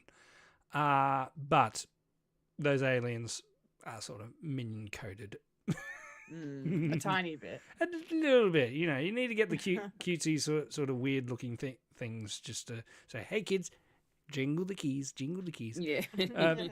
But you know, because we're adults watching a kids movie, we would gravitate towards the relationship side. You know, with the man and the woman, and their relationship, and and space travel. You know, I don't know. Could be good. Will we watch it as a collective? And me with kids is like, hey, this looks good. Maybe. I don't know. I'll leave it to you guys. And say, hey, you should go watch it with the kids. Yeah, I'll do that. So when will that be, Kendall? Yes, well, we don't have an Australian date yet. That's probably not that good. But in the States, next year it'll be out on the 16th of April. So probably around that time. Probably around April for us, I would say. Yeah, it's got Brett Goldstein from Ted Lasso, and it's got Rob Bryant for old school. Oh, Rob Brydon, yeah. Rob Brydon Jones. Diane Morgan as well. Yeah. Oh, he's probably one of the aliens. Yes, I think so. Yeah, it's great. Yeah, you British? You're an alien. Indeed. Okay, we got one more trailer to talk about. Yes. And it is pretty good. Fulya isn't wrong. I mean, maybe for her own opinion, but for me, I think this is a good trailer. This is the trailer for Robert Eggers' Werewolf. Werewolf. Werewolf. Werewolf. Their wolf. Their castle. Any young Frankenstein fans out there? Yes. Such a good movie. Okay. Yeah. This was like a disgusting trailer, but like In a in good the way. best way. You could see and smell the grit. I'm just loving that Robert Eggers has just been allowed to just go down this road of I'm gonna do whatever the fuck I want because people will eat it up. Ever since he debuted with The Witch or The Vitch, depending on how you want to say it, like that movie feels tame compared to 5 seconds of this trailer. Like I just can't believe how far he's come. I'm so proud. I still haven't seen The Lighthouse though, but obviously I saw Nosferatu because hello. And this is the very next movie since Nosferatu, and it's coming out exactly 2 years after Nosferatu did, which is also quite interesting. What are you laughing at? I laughed at Fulya just making a face. Oh, Fully's making faces? I just reacted to a particular cast member that's in this movie. Oh, okay, very good. I hope it was a good reaction. Anyway. No, but this trailer looks really, really good. I'm like, werewolves are not really my favorite kind of supernatural creature. The fact that I'm a Michael Jackson fan aside, like I've never jived with werewolves really, and but this You never dance with wolves? I never danced with wolves. No, sorry, Kevin. Never danced with wolves. No, but like I just I don't know, for some reason they're just not my thing. But then like this trailer, just seeing the inherent like body horror in this and like the supernatural, like almost like there's like a witchcraft element or a demonic sort of element going on, a cult like thing happening here. And that's kind of really, really interesting. And I mean Aaron Taylor Johnson as well is playing our titular werewolf here, and he's just great. And it's I like that he's gonna get to play like a guy who's sort of a beast that's not Craven the Hunter. I was gonna say, haven't we seen this before? Yeah. We don't need that again though. I tell a lie, I've never seen it. You and never will. Don't. Yeah, good. Sidebar, did you see that Matt Smith thing about Keanu Reeves and Morbius? Yeah. That was hilarious. Oh, I just love that he was shitting on, like, he was in that, he got paid for it, but he knows how bad it is. I mean, he's just shitting on his own thing. Well, I love it. He knows a turkey when he sees it. Yeah, I mean, he was the best thing in that movie, so there you go. Best thing in Genesis as well. Yeah, that's also true. Yep. But this looks creepy. It looks freaky. It's atmospheric as hell. I love that he's kind of brought back the same letterbox format cinematography style that he used in Nosferatu. It's all black and white as well. And the makeup, like, Lily Rose Depp is in this, and she's a gorgeous. Speaking of not Johnny Depp, Keanu Reeves. Anyway, tired. Lily Rose Depp, she's a gorgeous young woman, and they put this makeup on her and these fake teeth, and but it looks so real. Like the makeup team here, I think they're gunning for an Oscar for sure. But yeah, I'm actually really excited to see this. I think it's disturbing, but it's gonna be a time. It'll be a fun movie to see at the cinema with a whole bunch of people, I think. So yeah, I can't wait to be grossed out and disturbed by Aaron Taylor Johnson being a weird werewolf. Now it is time for Fulya's thoughts, and I'm really excited for this 5-word review. What did you think of the trailer? 5 words. Come on, I've got more than 5 words. Okay, 6. What did you think of Werewolf, the trailer? Are you going to see it? Tell me, please. Double date, you and me together? Yes. Double feature with Double Nosferatu. feature. Look, just because I came out to watch Exit 8 with you doesn't mean I'm into the stuff. Come on. No, I'll take you to go see Backrooms, the extended There we go. Hell no. Look, I want to give it the props of just in terms of cinematography and its visual, just like the way it looks. Yes. It is very gritty. It is very dark, and Yes. I like. It's almost like they put a filter over it. You know, like yeah, a it's little bit. it's got like this sort of graininess to it. Very old school kind of filming. That's probably all I'll say that's good about it because I'm not going to be watching it. Okay, great. It's too There it is. it's too much. It's too much of the like especially when it comes to like body horror and like all that sort of psychological stuff. I cannot handle that. It's too much for me. That's fair. It It does look quite intense. I will give you that. yeah. So especially with a lot of like some of the characters that we see in the trailer look like they're having like epileptic fits and stuff, and I'm just like, I don't know how I feel about that. So yeah, look, it just cinematography wise looks really cool. I don't think I'd be able to sit through it. No, that is valid. Yeah. That is valid. But my reaction that I made earlier was for a particular cast member that I'm familiar with, and that is Ralph Ineson. Yes, Ralph Ineson is in this. He is. Yes. There's no mention of what role he's playing, but No. you two can tell me. We will. He was also in Nosferatu, so yeah, that Yes. double feature is still on the cards. Yes. Indeed it is. Robert Eggers likes to do. He's one of those actors or auteurs, I guess, directors that likes to use the same cast. And Ralph Ineson's he was also in The Witch. I was gonna say William Dafoe. And Willem Dafoe's Yeah. was in Nosferatu. He was in The Lighthouse. Lily Rose Depp, obviously I mentioned, was in Nosferatu. So was Aaron Taylor Johnson. Was also in Nosferatu. Okay. So he likes to keep what he's. He likes to, already- and they like to work with him. So you got Craven the Hunter, and you got the Green Goblin. Yeah. I love doing that. You got Sid from Final Fantasy 16. Which is the only reference I have for Ralph Ineson. Oh, sorry. If And we're going Galactus. Marvel, yeah, Galactus, yeah. And Galactus, yes, Galactus, this he is true. was Yes, this Galactus. is true. Yes. I don't know what it is. Ralph Ineson's voice is what really just hits. It's great. Me. Yeah, it's awesome. It's an incredible. Yeah. incredible First time I saw him was in The Office. He plays a real asshole. Oh, the British Office. Yeah, the British Office. That's Oh, okay.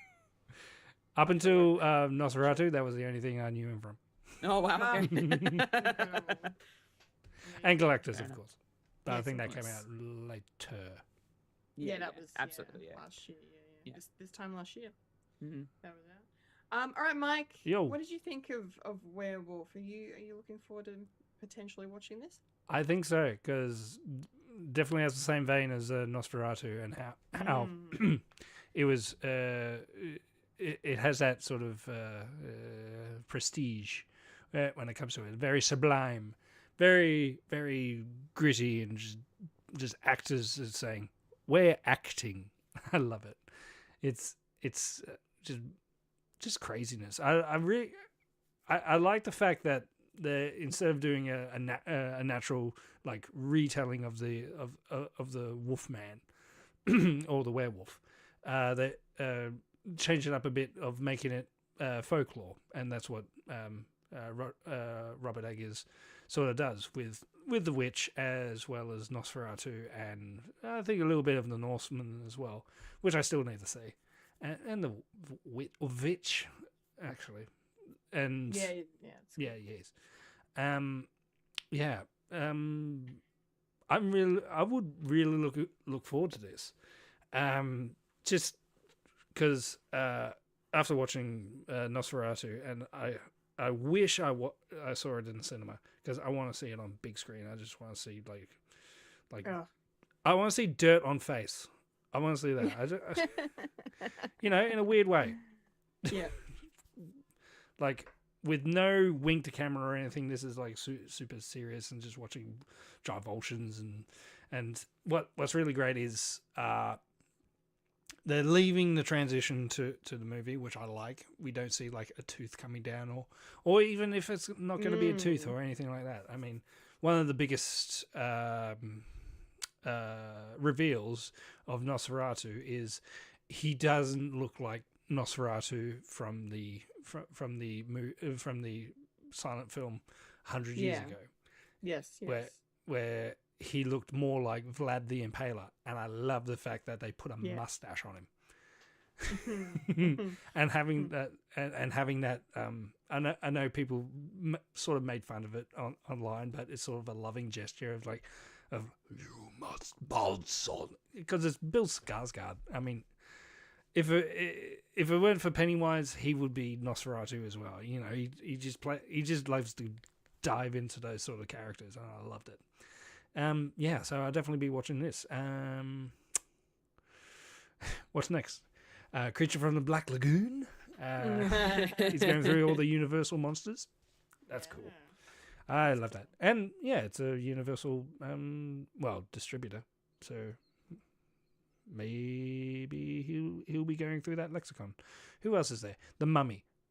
Nope. They sort of already did The Mummy. They just did a really creepy mummy movie, but I haven't seen it yet. Well, they already did like a werewolf movie. Yeah, they did the Wolfman like last year or so. Yeah. The year before. Yeah. And it's out of copyright. You can do whatever you want. And yeah, exactly. I wouldn't mind watching him do something like that. But I don't know. I really want to watch that Mummy movie as well. Anyway, back to the plot. When is this coming out, Kendall? We are going to watch a double feature. Yes. All of us. No. Yeah. The Ralph Emerson double feature. Ralph Emerson double feature. Werewolf will be in cinemas on New Year's Day next year. So we've only got like 6 months to wait. New Year's Day? New Year's Day. Ah, so do you watch it before midnight or after midnight? Mm. It's either this year or next year. So the last movie you watch in 2026, or it's the first movie you watch in 2027? What will it be? They should blend it all into one. Just a marathon of werewolf. Great. That's true. If you get like an advanced screening and it opens like 11:59. That'll do it. Yes. And do it. All right. Speaking of things that'll do it. That's Trailer Park. That'll do it. Which means it's time. Yes. For the moment. Schnick. The section. Schnick. The segment. The place. The X and the men and the thing that they like to call.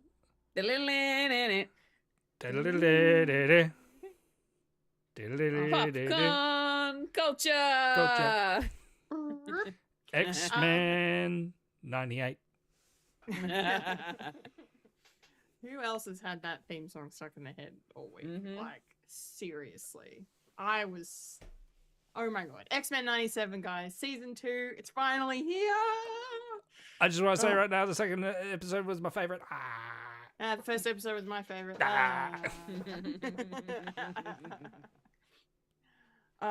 Great. This is great. This is great. I kind of want to, just because it's late and I don't, because we have 3 episodes to talk about. Yeah. We'll combine just kind of combine them all and just sort of go through. I mean, they all kind of connect anyway. But just as an overall thoughts to start, I was so like the grin on my face, like ear to ear when the music's on, and then you go through and then like just I think it was like I say, episode 1 was my favorite because the battle sequences in that first episode, especially with Storm and like and using the theme song in the fucking action sequence as well, I was just like, I'm so happy right now. This is just this is the fucking best. I'm like, we're fucking back. We are so back. It's just great. Overall really, really happy with the first 3. And now we have to wait week to week to watch everything. Or, I'm gonna have to wait another 3 weeks, but that's fine. I'm going on holiday. I shouldn't really complain.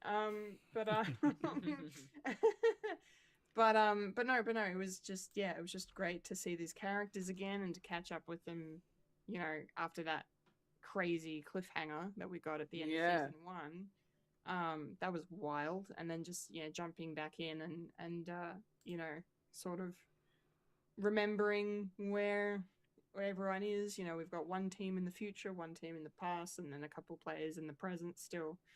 And then just what the presence of the X-Men does versus the absence, and then like this whole destiny versus fate versus what should you let things play out or should you interfere, and what's the right path to take. And so many characters in these episodes really take really interesting journeys. Like, I love what they did with Jubilee. I love what they did with like Magneto versus Charles in the 3rd episode, about like what they should do about Apocalypse. And then Jean and Scott did about like sort of inner battling about like Nathan doesn't know he's their son, and like should they be sending him on this path to train him to defeat Apocalypse, or should they just let it naturally like occur? And so I just kind of liked how every episode sort of had that, because every episode is dealing with, okay, we're fighting Apocalypse from all these different angles, and how do we beat him, and yeah, it just all connected really, really well, and I really enjoyed it. And the animation style is just so great, and the music is fucking excellent, and not just the theme, but like the score throughout the whole episodes as well is really, really good. And the voice performances are also great. We've got the cast returning once again, and some cool guest stars as well. Yeah, so Very Star Trekky. Very Star Trekky. Very Star Trekky. Yeah, you got Q, you got Leslie Crusher. It's great.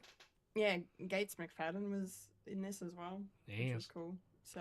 And Worf. Yeah. And Worf. Yeah, it's just Star Trek now. This is Marvel's Star Trek.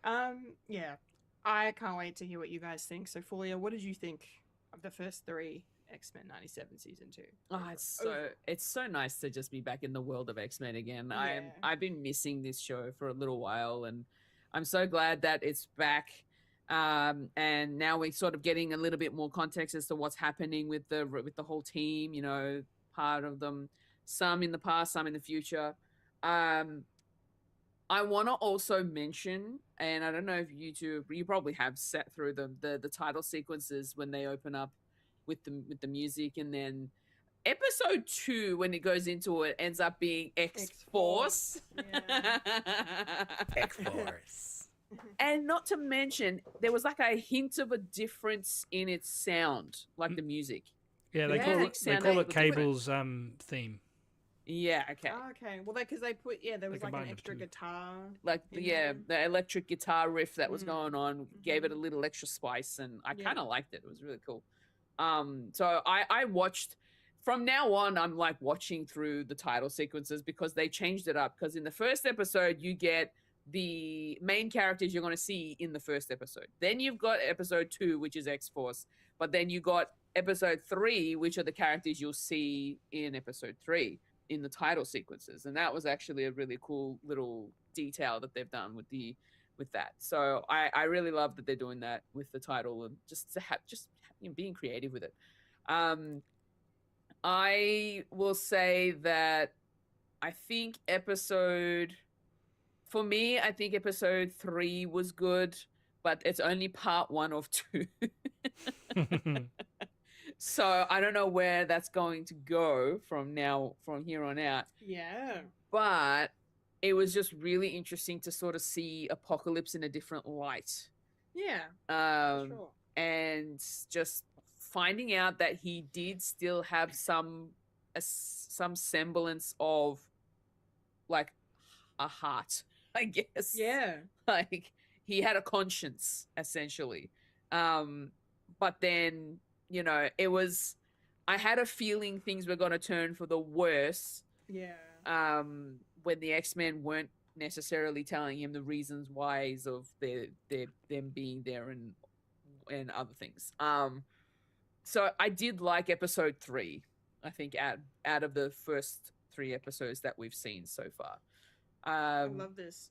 I liked episode 1, Mike liked episode 2, and you like episode 3. 1, 2, 3. Look at us go. Covering all the bases. Yeah. I enjoyed watching the first episode. It was interesting to see that, Cyclops and Jean were just having a hard time trying to help Nathan without telling him, hey, we're your parents. Yeah. To then finally just being like, we gotta tell him. Yeah, they kind of get forced into it, don't they? Yeah, they don't have much of a choice. What about But causality? It's almost like we're going to see essentially what Nathan ends up becoming. He ends up becoming Cable. Yes. Maybe. And so He is. if they hadn't have been there, maybe it would have been different. Well, that's the thing. It's like I just love how this show so far is just like there's a juxtaposition between Nathan and Apocalypse, and they're like, they're both their fates, both their destinies, sort of being this predetermined thing, or is it something that is being like the actions they take? Are they bringing that about because they think they're supposed to get it to that place because that's what happens, or is it like, oh no, it actually just happens because you were there to make it happen, kind of thing? And so you've got you've got both of them in these positions of like they're gonna go either way, like and I thought it was really clever that the show did that. Even though these are 3 separate episodes, and they've dropped them in this dump of like, okay, a lot of streamers do here's the first 3 and then have the rest. They actually did it here, and they're all separate episodes, but they all link in some way. Yeah, The story links. Yeah. So well done, I think. Absolutely, yeah. And then episode 2 being the whole, all right, it's literally Jubilee and what's the boyfriend's name? Spotlight? Is it Sunspot? Sunspot. Yeah. Those two, they've established a bit of a relationship by the looks of things. And then they, by some semblance and kind of out of no choice, just end up becoming part of the X-Force team with Cable. But then we find out that there is like an alternative X-Men who, what do they call themselves? The X Factor. X Factor. Yeah. Yeah. Not to be confused with the reality TV show. Government run, so be wary. Yes. Yeah. Yes. Interesting that they have like these different characters that kind of look, and the way that Jubilee says, fake Cyclops and it's like X-Men from Temu, pretty much. Well, that's Cyclops' brother. Yeah. So that was a interesting sort of episode to sort of go into, and then finding out the Jubilee just not agreeing with the ways that Cable deals with certain people and enemies, and just sort of going through that, and Jubilee having her way of, hey, let's just talk about it. How about we do it a different way, but still get what we need or what we want from them, like information and all that sort of stuff, And then episode 3 just sort of hit me with the ancient Egyptian stuff, and I love that. Of course, no surprises.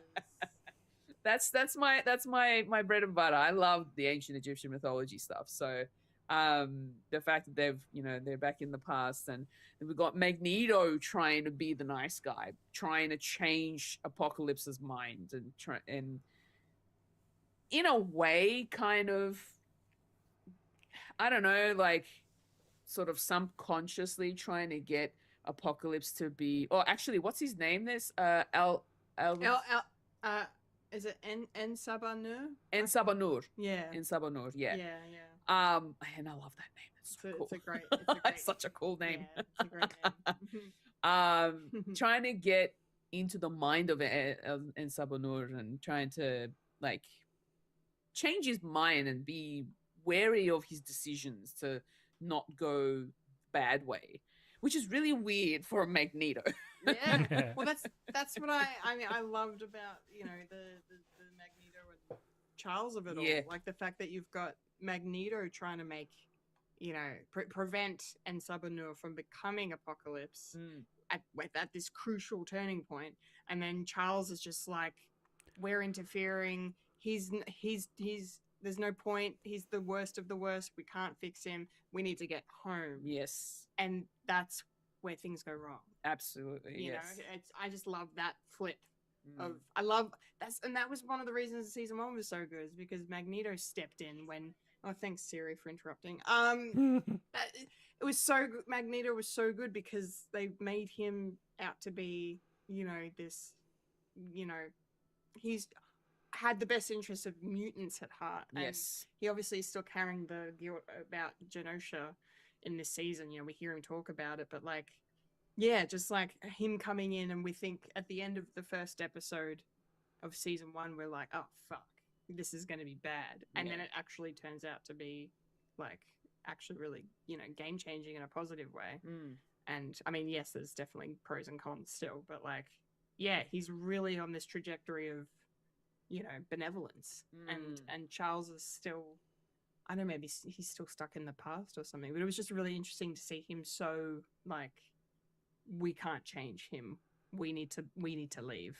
We can't be here. And if it wasn't for the fact that they were, if only they had a mention, I guess they haven't mentioned the fact that they're from the future, and so, in order for them to even get out of there, because they're in a past where technology isn't really that, or we think it's not that advanced, but then we find out it really is. Yeah, there's some future tech happening here with all the the robots and stuff that they have.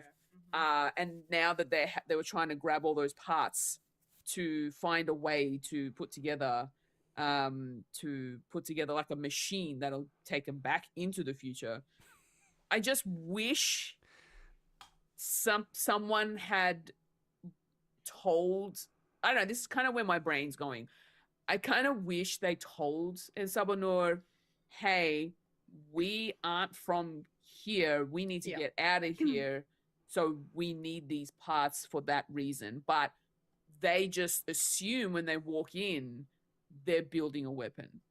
Yeah, I hated that. Yeah. I mean, I storytelling wise, it's fine, but it just those little things. Me. Anyway, I had a whole thing planned to get into that stuff.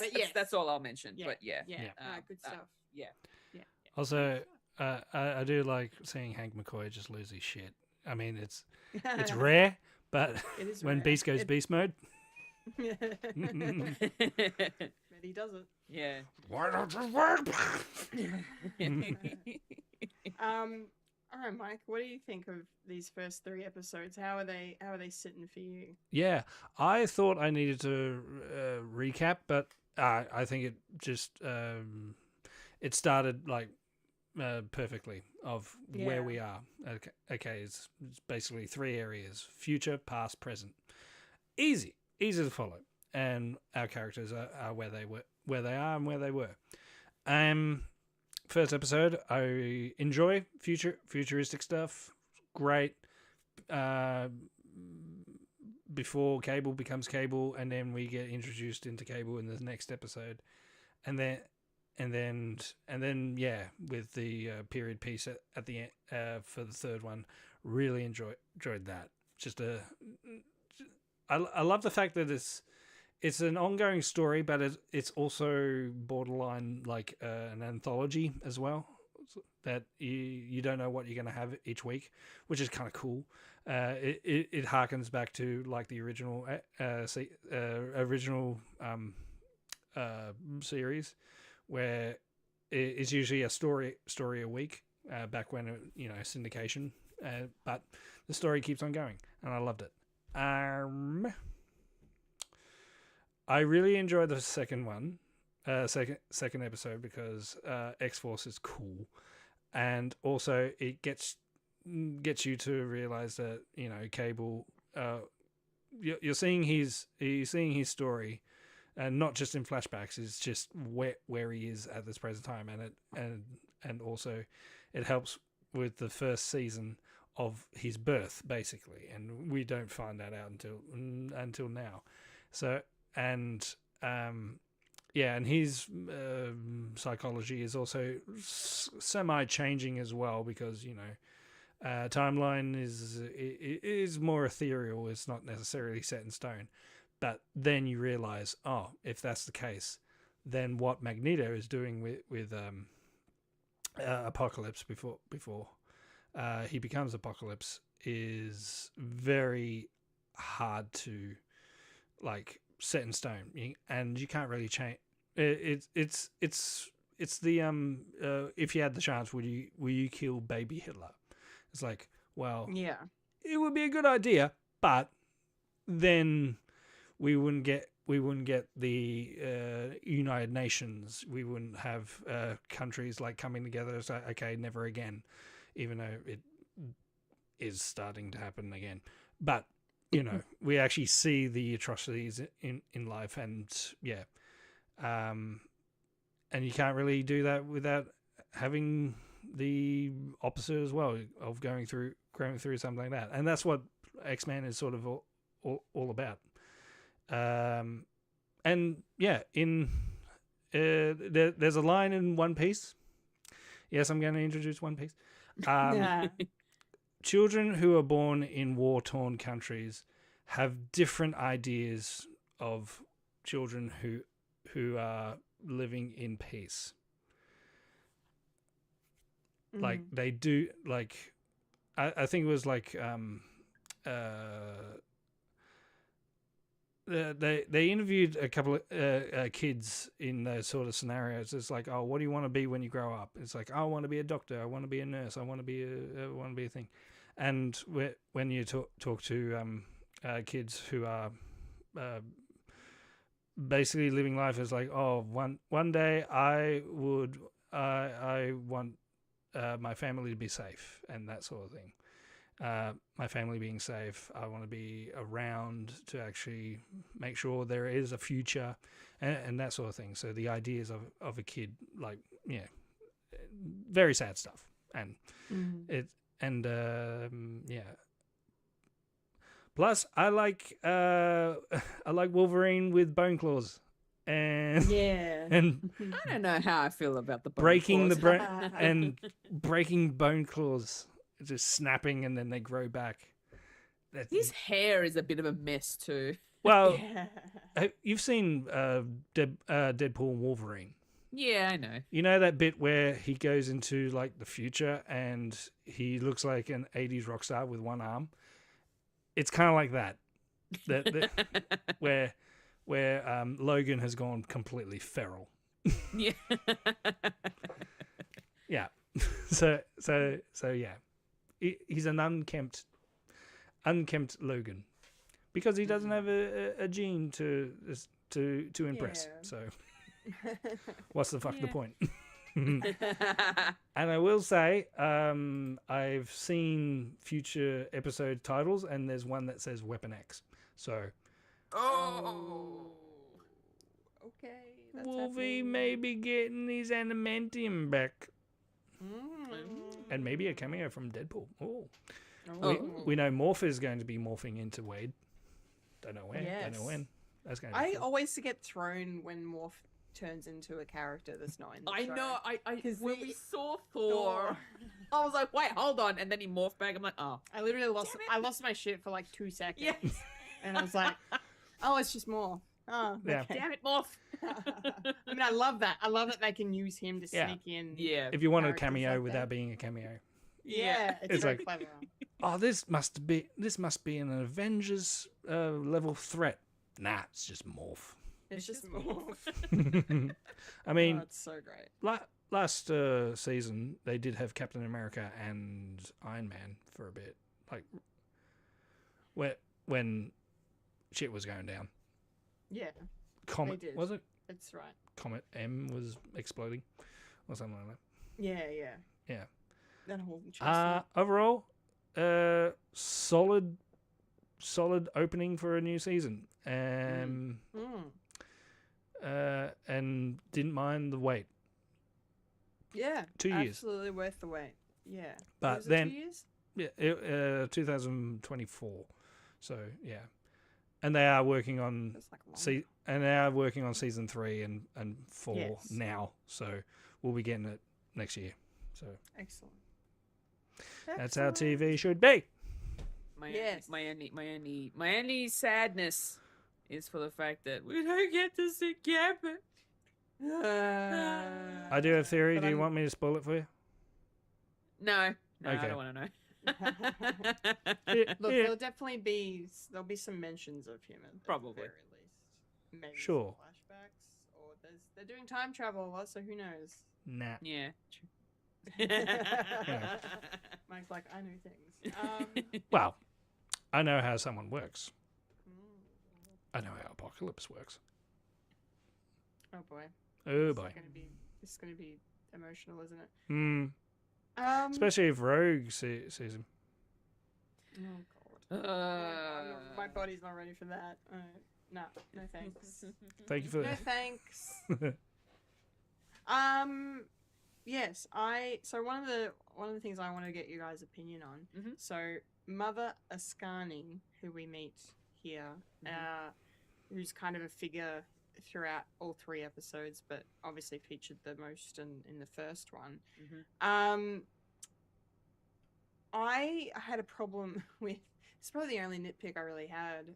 Was just the fact that she pulls Storm aside. Was it Storm she pulls aside, I think, and tells her the reason why I split you all up. Yes, it was Storm. Yeah, it was Storm. So, which is fine. The problem that's not the problem. The problem is like everyone's questioning their actions and she's just deciding to be so cryptic, and because it feels like, her speaking up and saying I've split the team for the reason of defeating the apocalypse, I feel like that information would have been more useful earlier in some form, especially in the first episode.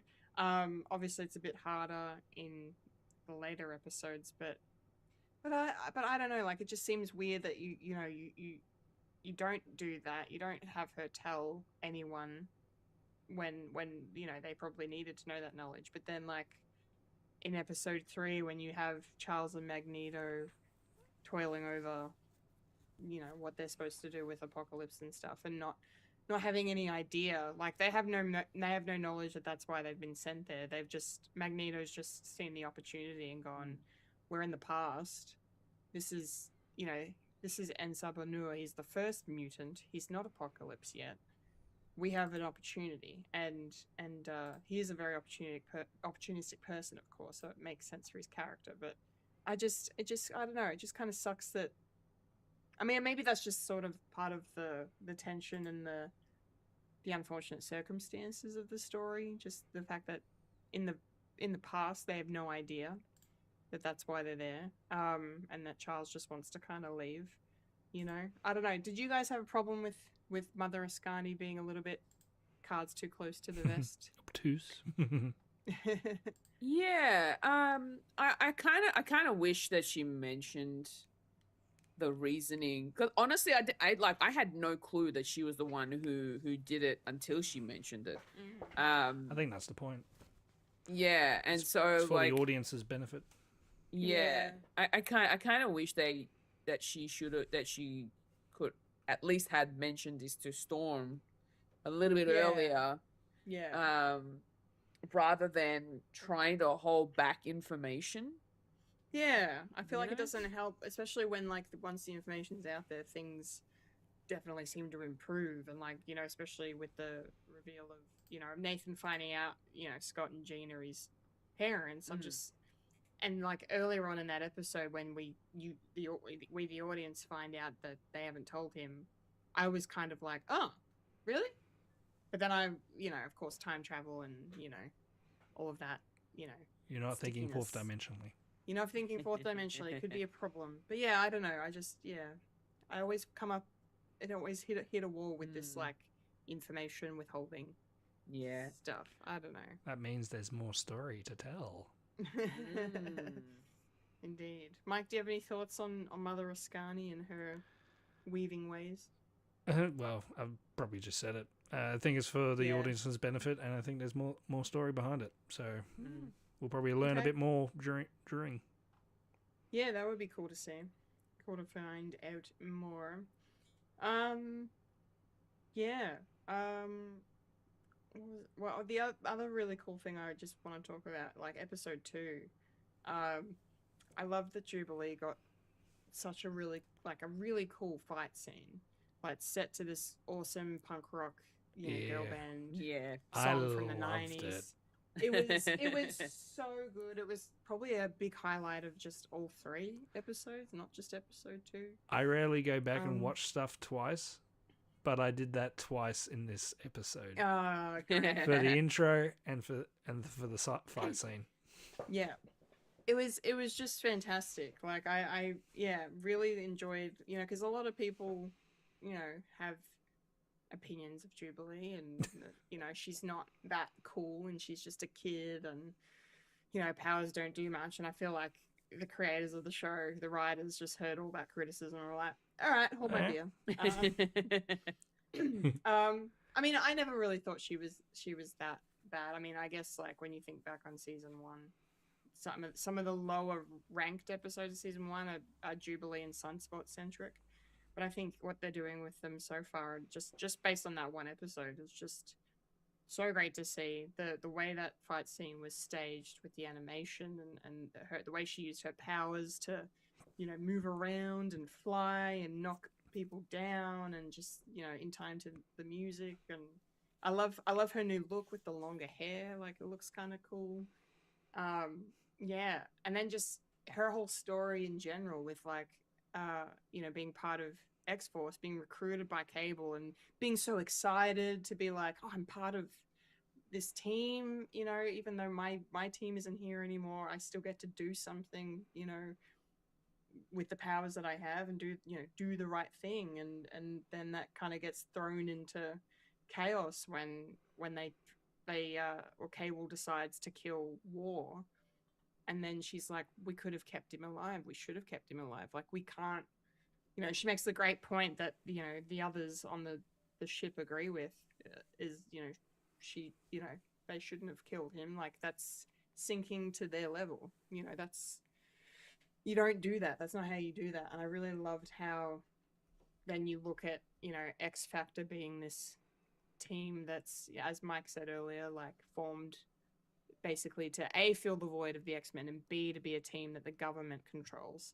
And with things so perilous in the mutant atmosphere, still, it's really interesting that they're just like, okay, X Factor can just go and, it's just like the Sokovia Accord situation from Civil War, really, which is interesting in and of itself. But then, like, I just really liked how you had Polaris, who is a former X-Men, and she's, she connects with Jubilee, and Jubilee gets through to her and is like, this is wrong, and it, and those shots of all those mutants locked up and everything, and it's like it feels very, allegory.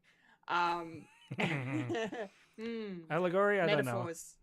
Don't know exactly. And then just Jubilee's reaction being locked up, and then Polaris just being like, you've got 5, I'm going to give you 5 minutes. Whatever you do with those 5 minutes is up to you.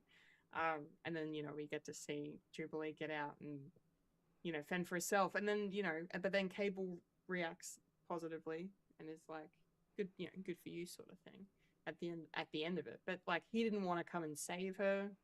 He's like, must stay on target, mission, stop Apocalypse #1. Everything else is collateral damage. And so I hope this episode kind of taught Cable a little bit of a lesson. So yay for Jubilee. Yay for Jubilee. Fucking awesome. Fulya, what did you think of Jubilee in general in these 3 episodes, specifically, of course, episode 2? Yeah, she was quite fun. Like, it's almost like she got a little bit of time to shine. Yeah. Because we didn't really get to see her do too much in season 1, so it was really nice to kind of see her come to the forefront a little bit more and take action for some of the things that are happening. in her timeline at that particular moment. So it was really cool to see that, and the fact that she has, you know, her thoughts and feelings about how how X-Force is dealing, like especially Cable is dealing with these kind of things that are happening in their timeline. And it's it is unfortunate that we see that Cable doesn't really give a shit about other people. He's so jaded, and and we know why, but like at the same time, come on, man. Yeah.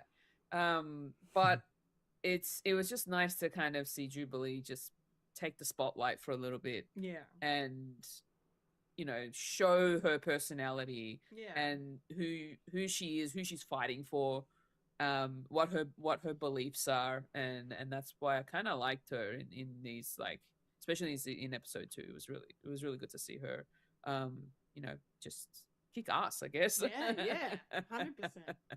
Big ass kicking. Yeah. Big ass kicking. Excellent. Mike, did you have any Jubilee thoughts? I know you said you rewatched the fight scene. It was so good. Talk us through how it made you feel.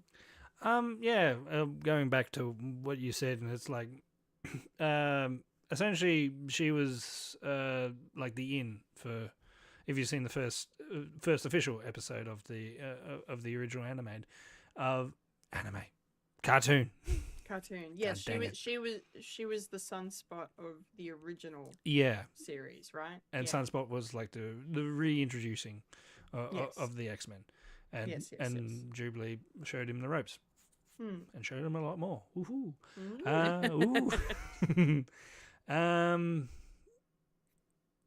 Sorry, I was going to say something very inappropriate about rope.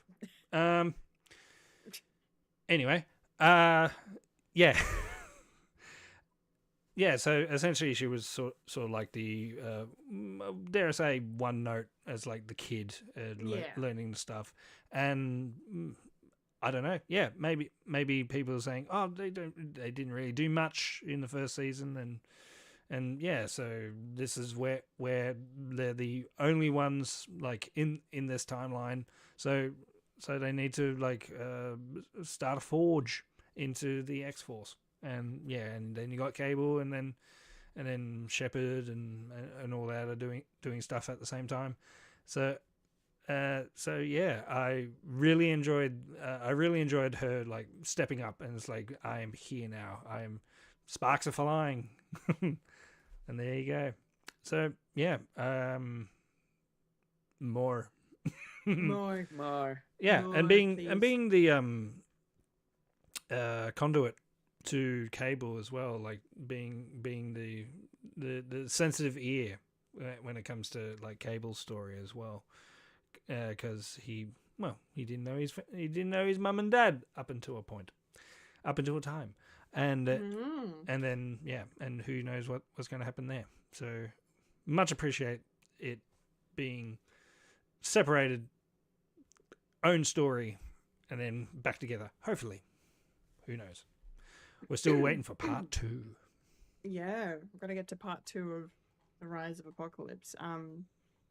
Yeah, I think the team are going to be back together pretty soon, I would say, based on all that, which I'm kind of surprised that they're all getting back together pretty quick, but then like I just remember feeling so, it feels like they're quite, fucked to be just split up like that, and how are they going to get back? And then I'm like, well, of course they know time travelers, and it's going to be fine. Like, what was I worried about? Just enjoy the show. Just enjoy the show. Yeah. Yeah. No, I'm really curious to see where things are going to go with Apocalypse, considering, Mother Ascani, her mission seems to have failed already, right? Like, I don't know. Or maybe tinfoil hat on. Maybe it was meant to be because Hitler. Maybe. It's like predestination sort of thing. Yeah. She probably knew that Magneto was going to fuck up. Well, or tried too hard. Yeah, man. Yeah, I don't know why they didn't like you said before, Fulya, like coming clean about the time travel stuff, but and then like, Apocalypse thinks it's a weapon, but it's not a weapon. It's them just trying to get home. But then like, he's so easily jumping to, I don't trust you Yeah. because you weren't honest. And fair enough. Like, he doesn't know this person, these people, or where they've come from, and they're trying to sway me one way, right? And then all of a sudden they get this. Oh, they've gone behind my back about something. Oh well, I'm not trusting. It was such a quick switch for him. It felt a little, and then like he had his mate Bull influencing him. Yeah. As well. Yes, it was like as soon as he saw them with these, these tin cans that they were trying to put together for a time machine. The moment he saw that, he immediately switched. Oh, you're gonna build a weapon against me and blah blah. Yeah. And then just immediately goes and kills the leader that they had captured. Yeah. Just beheads him immediately. And that was crazy in and of itself. Like that whole weird like mindfuck head trip that Charles got taken on was really interesting. Yeah, yeah. As well, like who the fuck is that guy? Like what is this? So there's definitely more things, as Mike you said, more things to discover. In this It's only the first three. It's only the first three. We've got a bunch more to go. Not to mention the fact part 2 of Rise of Apocalypse. So we're gonna find out what's happening with the X-Men in the past, because now they're kind of stuck. Just a tad. Yeah. Yeah. Yeah. I'm sure they'll find a way to get home. Yeah, probably. However it happens, but yeah. I think I've pretty much said all I really want to say. Mike looks like he has a theory of some kind or something to mention. As if you finished. I am. I have said all my pieces. So you go, please. I want to mention and talk and roughly talk because there's not really much to go on. But Ramatat. Yes, Ramatat. Ramatat is here. Yes. That's interesting. And concerning. We're not following the 616 Ramatat. What do you think, Mike? Do you have any thoughts, any theories about him? Yeah. I think. Well, essentially, they're holding their cards to their chest of who's going to be the big bad. At the end of it, really. I mean, we had Balin or Basil for previous season. Sorry. So we got Apocalypse, and it looks like he's going to be like roughly here for the first bit. So maybe there is a foil there, and then the big ramifications at the end. And there is a big thing about Ramatat and who he is, and how he's in relation to the Summers, as well as Sister Mandy. What's her name? Are you talking about Mother Ascani? Mother Ascani, sister. Sister Mandy. Yeah, this is all family. This is all part of a big thing about the Summers and what they're about. Yeah. And these people through time as well, because you got Cable as well, and yeah, just keep an eye out on those, because especially of Mother Teresa and Ramatat. God damn it. Yeah. Yes, I agree. Do you know who am I talking about with Ramatat, Kendall?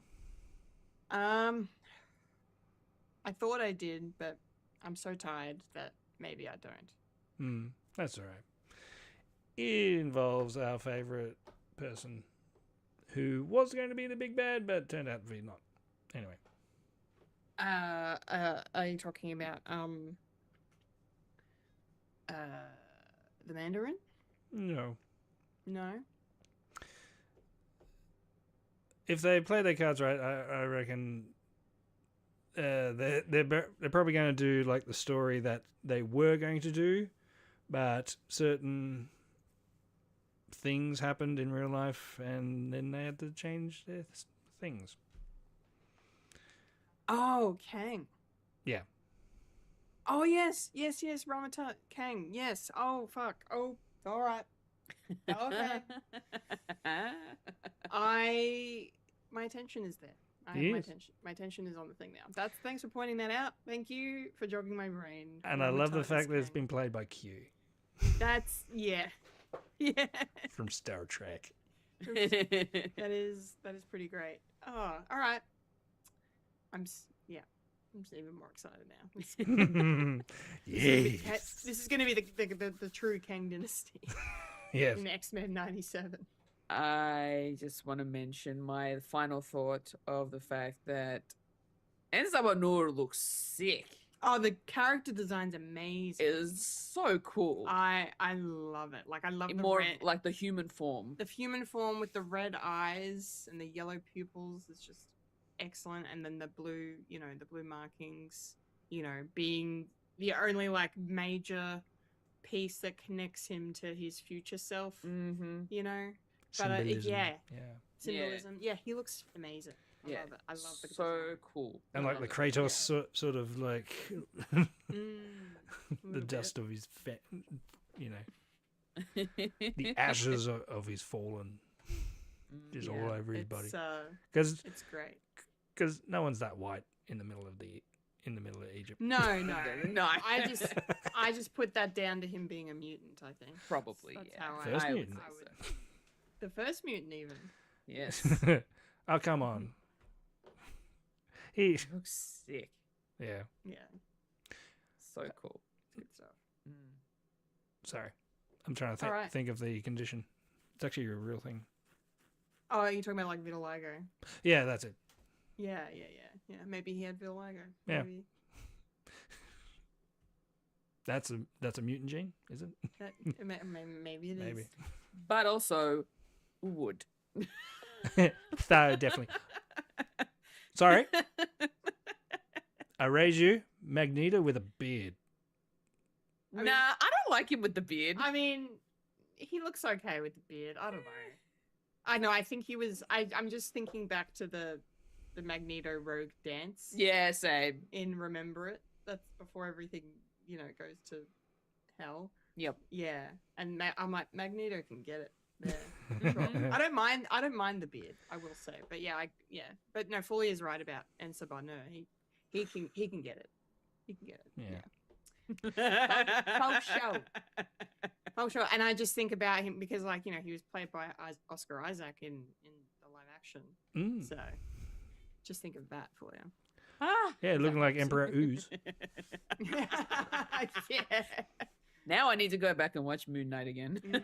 So do I. I'm so overdue for a Moon Knight. I'm And the so Power Rangers glad movie. I have the 4K version. Shut up.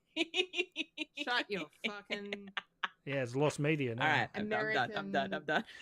I'm just Bloody- I'm anyway. just saying I haven't seen too much of my Rogue yet. So Yes, I know. I want Yeah. more Rogue. So Yeah. I hope we get more of her. We probably Yeah. will in the next few episodes. I'm sure we will. Marvel I'm sure we Rivals, will. Marvel Rivals, I Captain guess America.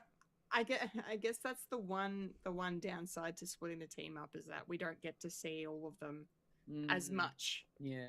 as we normally would because they're not all in the same place. But yeah, I think they're about to be reunited and it's going to be fun. Yeah, I would say so. Yes. All right. I think that'll do it. Mm-hmm. I think that'll do it. Yeah, our thoughts on X-Men 97 season 2. The first 3 episodes, which I didn't actually read out the titles before, but Days of Past Future, very good title. Love that. A Force to be reckoned with, Uh-huh. and of course we did mention Rise of Apocalypse Part 1. So Yes. yeah, fantastic start. How many episodes we got for you? 9. 9 in total. 9 in total, wrapping up middle of August. Yes. So yes, Just before I go. just before my you go holiday. on your holiday, I get back and then you go. My God, it's Iago. crazy. Iago. Cool. That's popcorn culture. We're done. We're out of here. We're out of here. Let's hit it. A 1, a 2, a 3, And that was a podcast called Fred. Remember to follow us on Facebook, Instagram, and Blue Sky for the latest Fred content. If you'd like to listen to Fred the Alien, you can find us on SoundCloud, Spotify, or Apple Podcasts. If you'd like to watch Fred the Alien, you can head over to youtube.com/Fred the Alien Productions. And if you're watching the VOD right now, make sure to like the video, subscribe to the channel, hit the bell icon to be notified of future content. And why not head on over to our Twitch side of things, twitch.tv/Fred the Alien Twitch, and give us a follow over there as well. Yes, do it.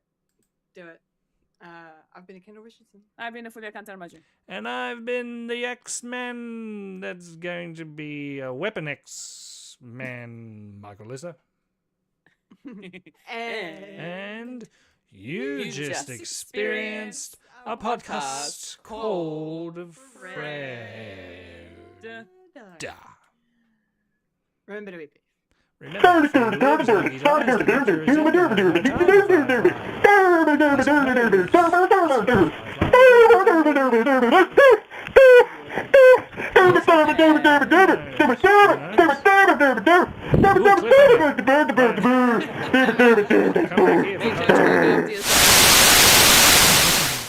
Thank you for watching. Thank you. And scene. Nah.